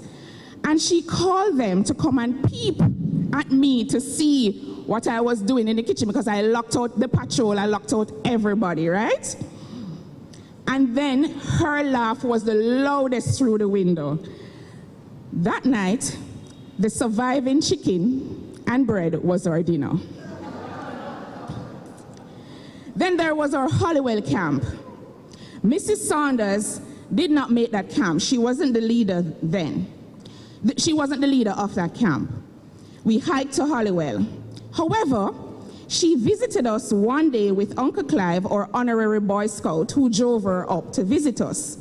None of us knew that she was coming. It was a surprise. We were so happy to see her. We ran towards her and hugged her. And then she announced that she had a surprise for us with a smirk on her face, that she brought us goodies. Now, imagine, the place is freezing, ladies and gentlemen. A very cold month of November, we are in Hollywell. And Mrs. Saunders pulled out a big igloo out of Uncle Clive's car, filled with icicles.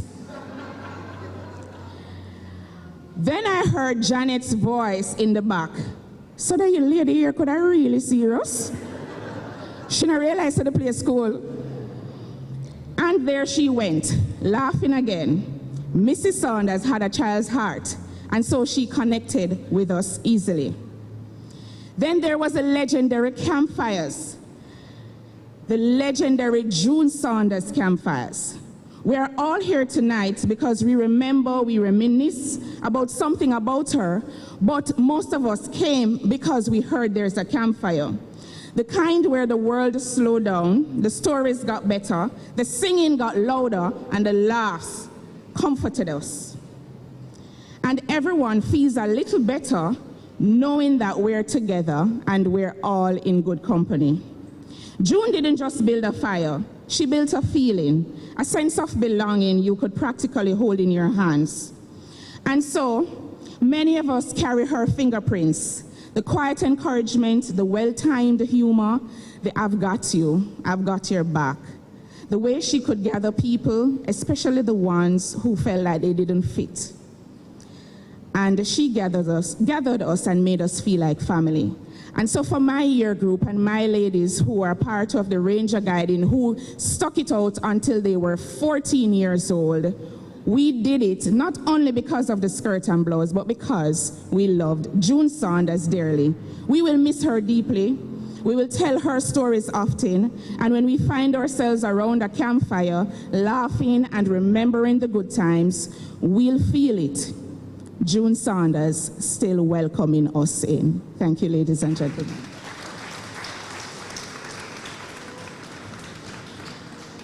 Thank you very much, Althea.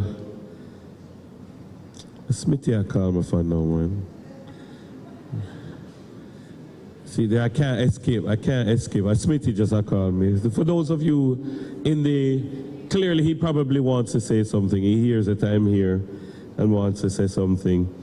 But I'm going to read this message from the PRO of the Queen's School Alumni Association, Denise Johnston. She said, in first form, I joined Girl Guides, but couldn't afford the uniform and kept making excuses. Mrs. Saunders realized my limitations and also noticed that I loved and enjoyed netball, which was in conflict with the time for Girl Guides. She encouraged me to go play netball and rejoin later. I rejoined at fourth form and she welcomed me with a uniform, and it was like I never left, as she helped me to earn the badges that I missed out on and even gave me a sports badge for years of playing netball for the Queen's School and doing track on sports day. Miss Cuffley / Mrs. Saunders was a phenomenal woman who held spaces for us. And well, at this time, we are winding down to the family tribute. And the family tribute is going to be brought by Gail Bindley Taylor, cousin Gail Bindley Taylor. Put your hands together for Gail as she comes.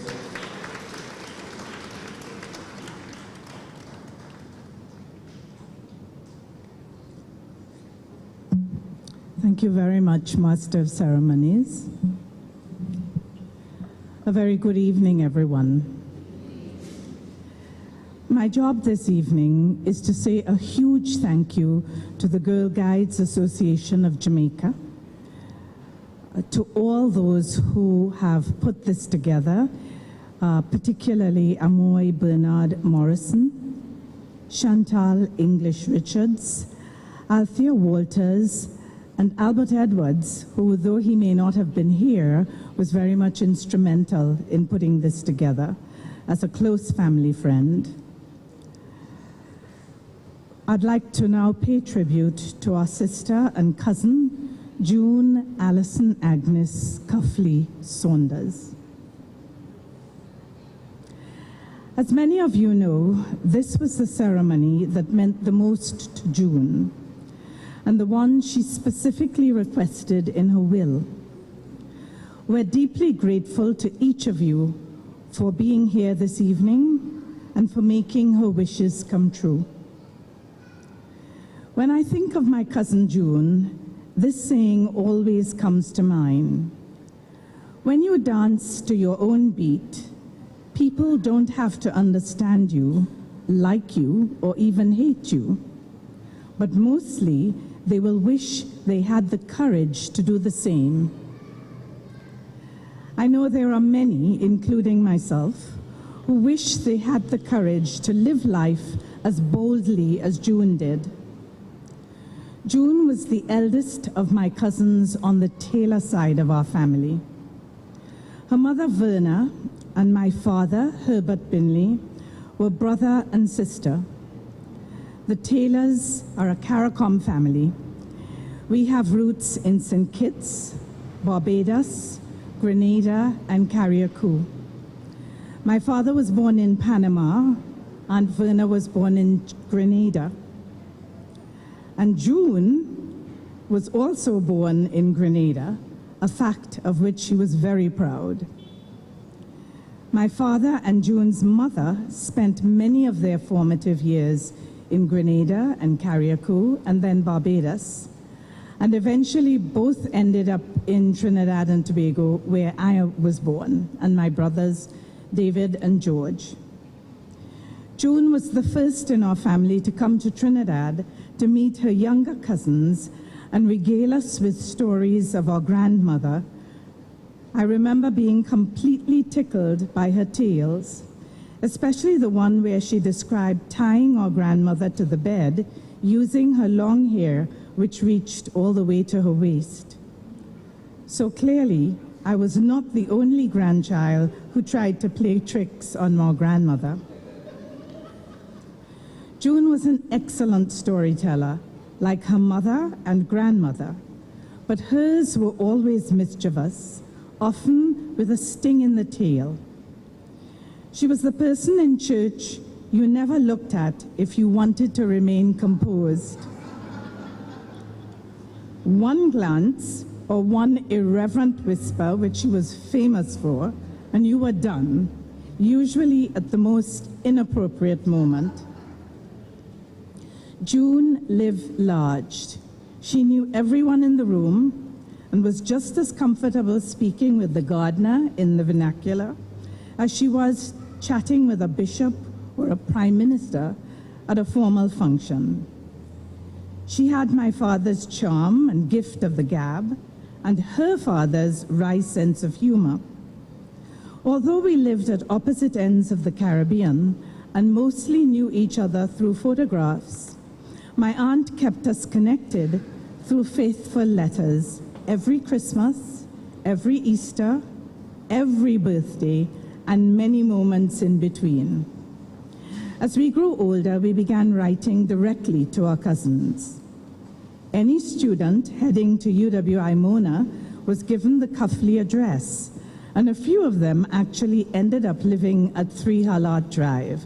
So I'm not surprised that half the girl guides in the room were also part of 3 Hallard Drive. June was the glue. She remembered every birthday, every anniversary, every milestone, and she made sure no one fell through the cracks.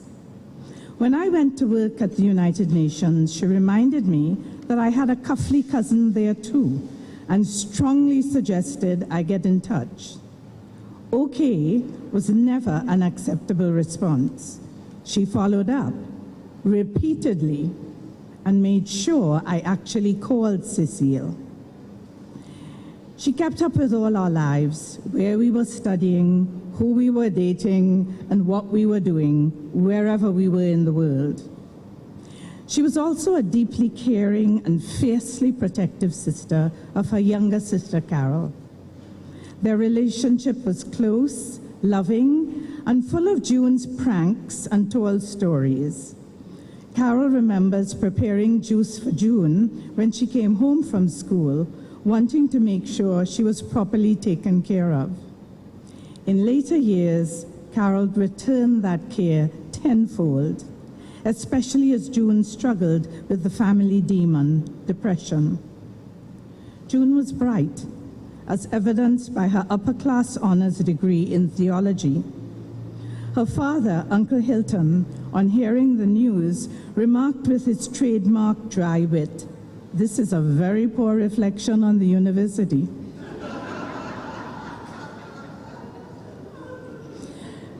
June shared her father's humor, his caustic wit, and even his physical resemblance. She also had a remarkable talent for exasperating her mother, teasing her mercilessly with her antics. Think back to that story of telling her she was getting married with 1 day's notice.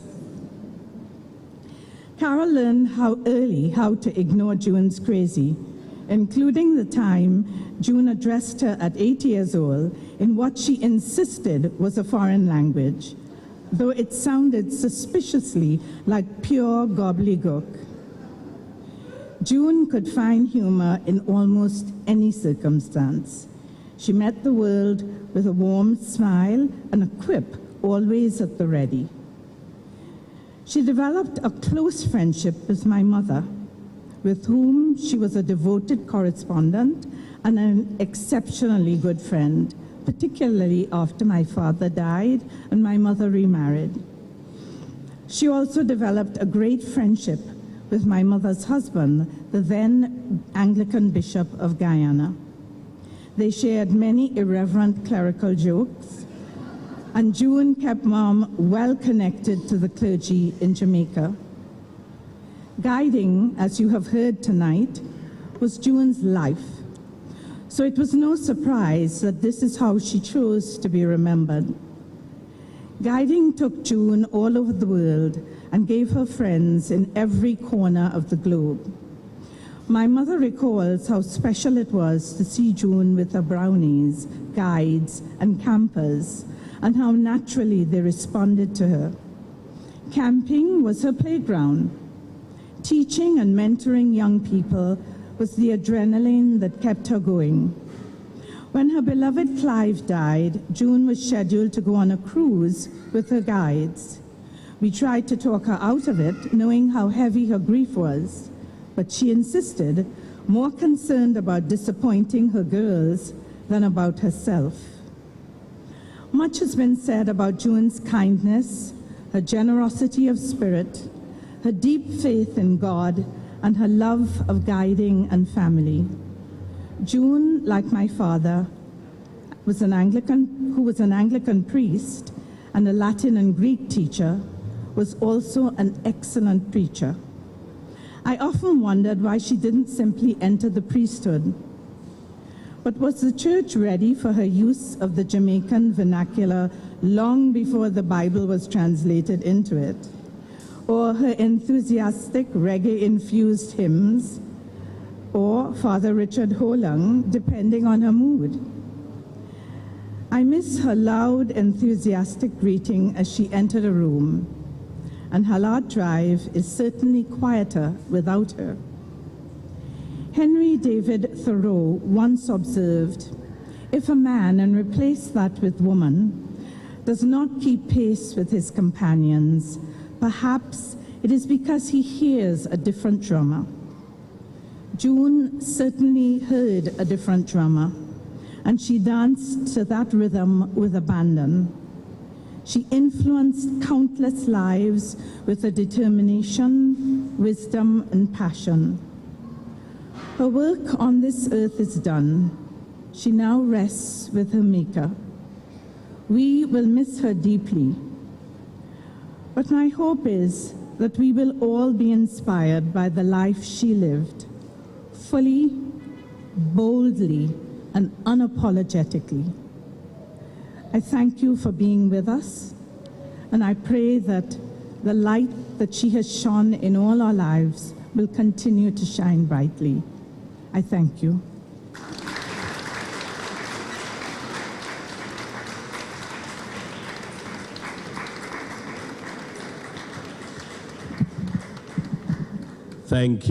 Thank you very much.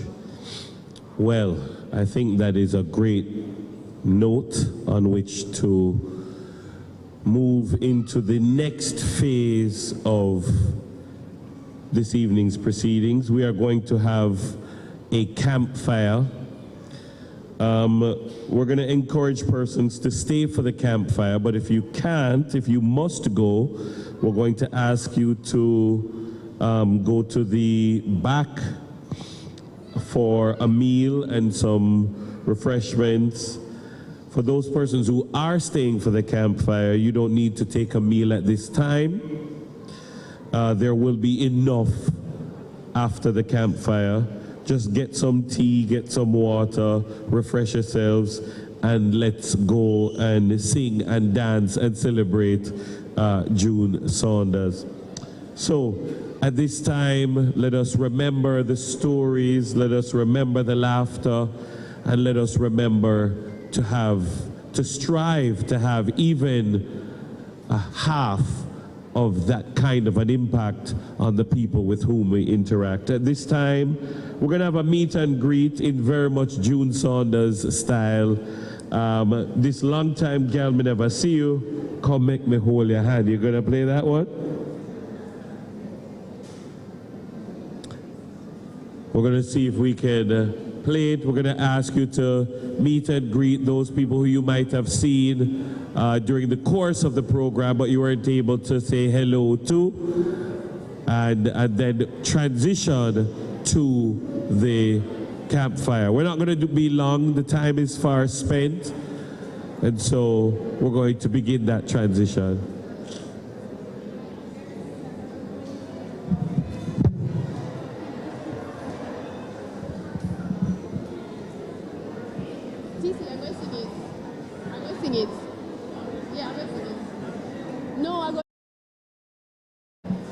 This long time, girl, me never see you. Come make me hold your hand. This long time, girl, me never see you. Come make me hold your hand.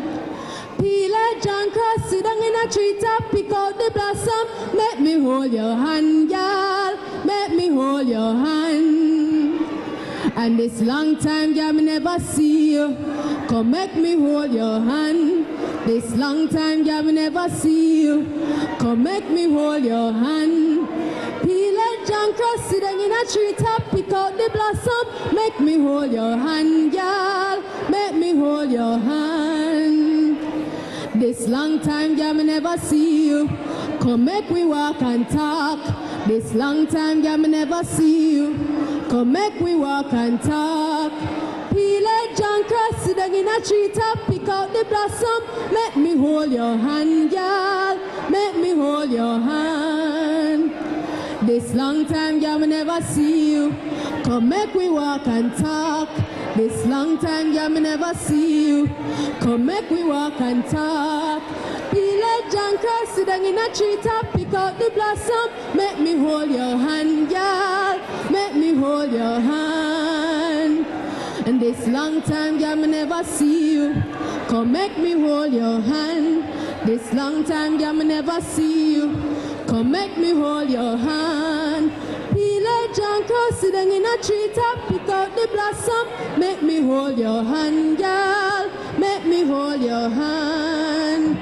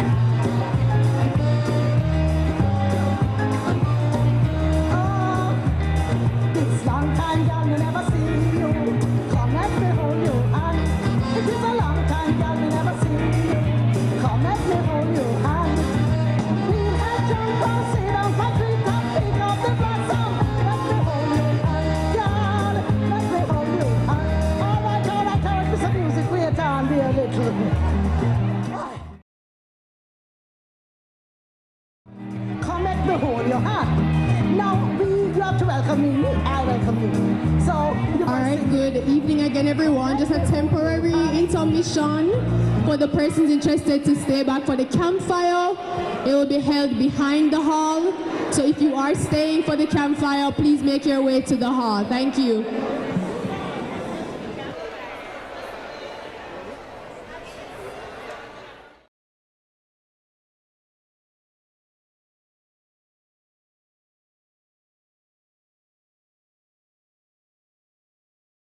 I'm Albert Edwards, and I'm joined by my wife, Joan Edwards, in sharing some thoughts on life with June. Where in the world do I find you now? These words often greeted me by phone, and dear June's query was not a flippant one, because a lifetime of friendship, her knowledge of the fluid movements in my life in recent decades, and her competencies as a communicator and undercover disruptor gave her the authority to confidently issue that query to me, literally anywhere and any hour of day or night. It is often in hindsight that you realize that some people keep showing up on your life journey and become a part of the tapestry of your life. The Church of St. Margaret was a fertile soil where June, her sister Carol, their parents, Hilton and Verna, and my own parents, Alvin and Castell, and siblings Richard and Maureen, became connected no less than 5 decades ago. The fact that my brother and I and our dearly beloved father were of the Calabar High vintage further secured our connection to this Queen's School family. So, this tribute is both personal and collective. It's interesting that it was in the Anglican religious tradition, often known and even revered for its relatively quiet and structured worship, that we found multifaceted and multicultural June, the product of Barbadian and Grenadian parents, to reflect Jesus' inviting spirit in a particularly endearing way. Her motto could very well have been, "Come just as you are," or in later years, "Rope in." June had a fine sense of balance. What do I mean? Well, on the one hand, she could hold tasteful structure and form, while with the other, she could deliver comments to make you do a double or even triple take and have you asking either, did June just say what I think she said? Or, really June? To say that she possessed a stellar sense of humor is not an overstatement. The hint of mischief in her ever youthful eyes could not belie her wit. Yet it was that freedom, pragmatism, common sense, and lack of being overly self-conscious that seemed to make her more God-conscious and endearing.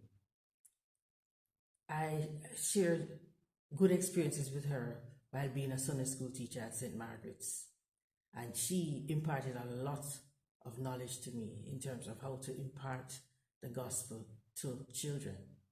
So as a Sunday school teacher, it enabled her as a lifelong teacher and a lifelong Christ follower to speak and sing the stories of our Lord Jesus and her faith and dependence on God through the circumstances of life in a manner that was not awkward, but it was part of her life.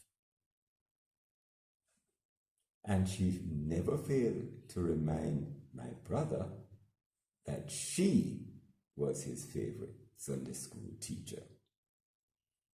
My life through music, from childhood to serving on our church's worship team here in South Africa, has been influenced significantly by the seed of June's challenging me beyond my own self-confidence in a number of ways, such as when she urged, or maybe conspired, my preteen journey as a church musician and eventual organist, and later on trusted me as a 19-year-old teenager studying abroad to be the lead and youngest student tenant of her friend's home. June's passion for the activities, institutions such as her church and the Girl Guides movement, and for people, especially youth, that she held dear was self-evident. The God who makes the impossible possible is who enabled her to embrace and be embraced by the highest and the humblest. And this was her faith and interpersonal life experience as I observed her in our very diverse St. Margaret's Church community. In our family, she was a friend to all generations, with Mom Castell and herself having a Sunday afternoon 4:45 p.m. date for the Cornerstone Anglican radio production, Think on These Things, for which June was clearly the unofficial, i.e. unpaid, spokesperson. Years ago, when Albert and I set our wedding date for the 6th of June, also her birthday, our wedding day became an occasion for double joyous celebration by her beloved Clive and herself. That was a further seal upon a lifelong friendship, as now our significant life events are indelibly interwoven. When Albert and I look through our library of music books, recorded music, children's devotionals, and scouting material, June's generosity is so evident. Today, several decades later, here I am in South Africa, active as a church musician, our children all active in both the church youth and scouting movements. And if I were to say, thank you, June, she'd probably have some retort like, you better say thank God, you know how hard I tried with you.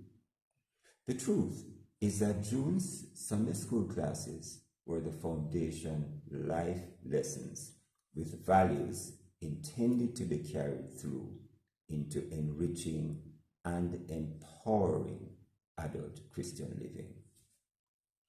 Auntie Carol and Sister Sybil, you have been an integral part of June's journey, and we unapologetically say thank you.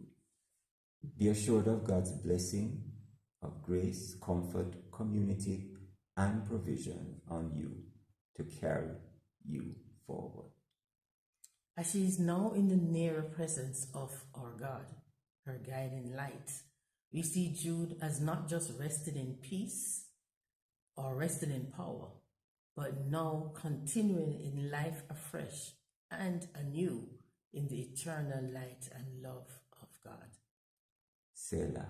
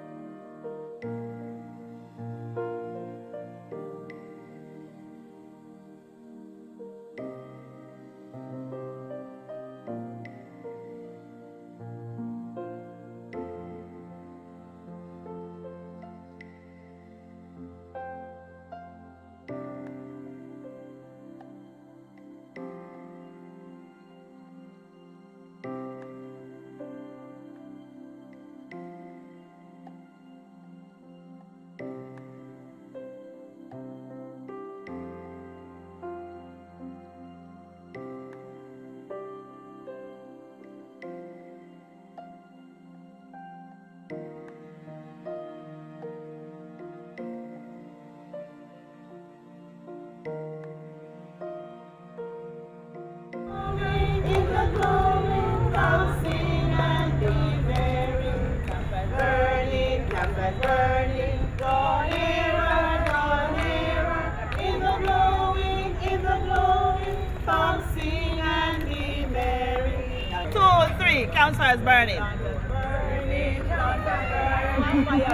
Burning, campfires burning, draw nearer, in the glowing, come sing and be merry. Campfires burning, draw nearer, in the glowing, come sing and be merry. Okay, we're burning, campfires burning, draw nearer, fire,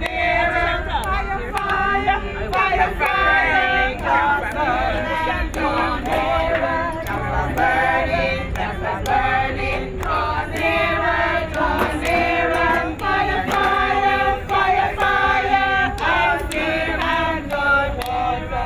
Campfires burning, draw nearer, fire, fire, fire, fire, come sing and be merry. Burning, draw nearer, in the glowing, come sing and be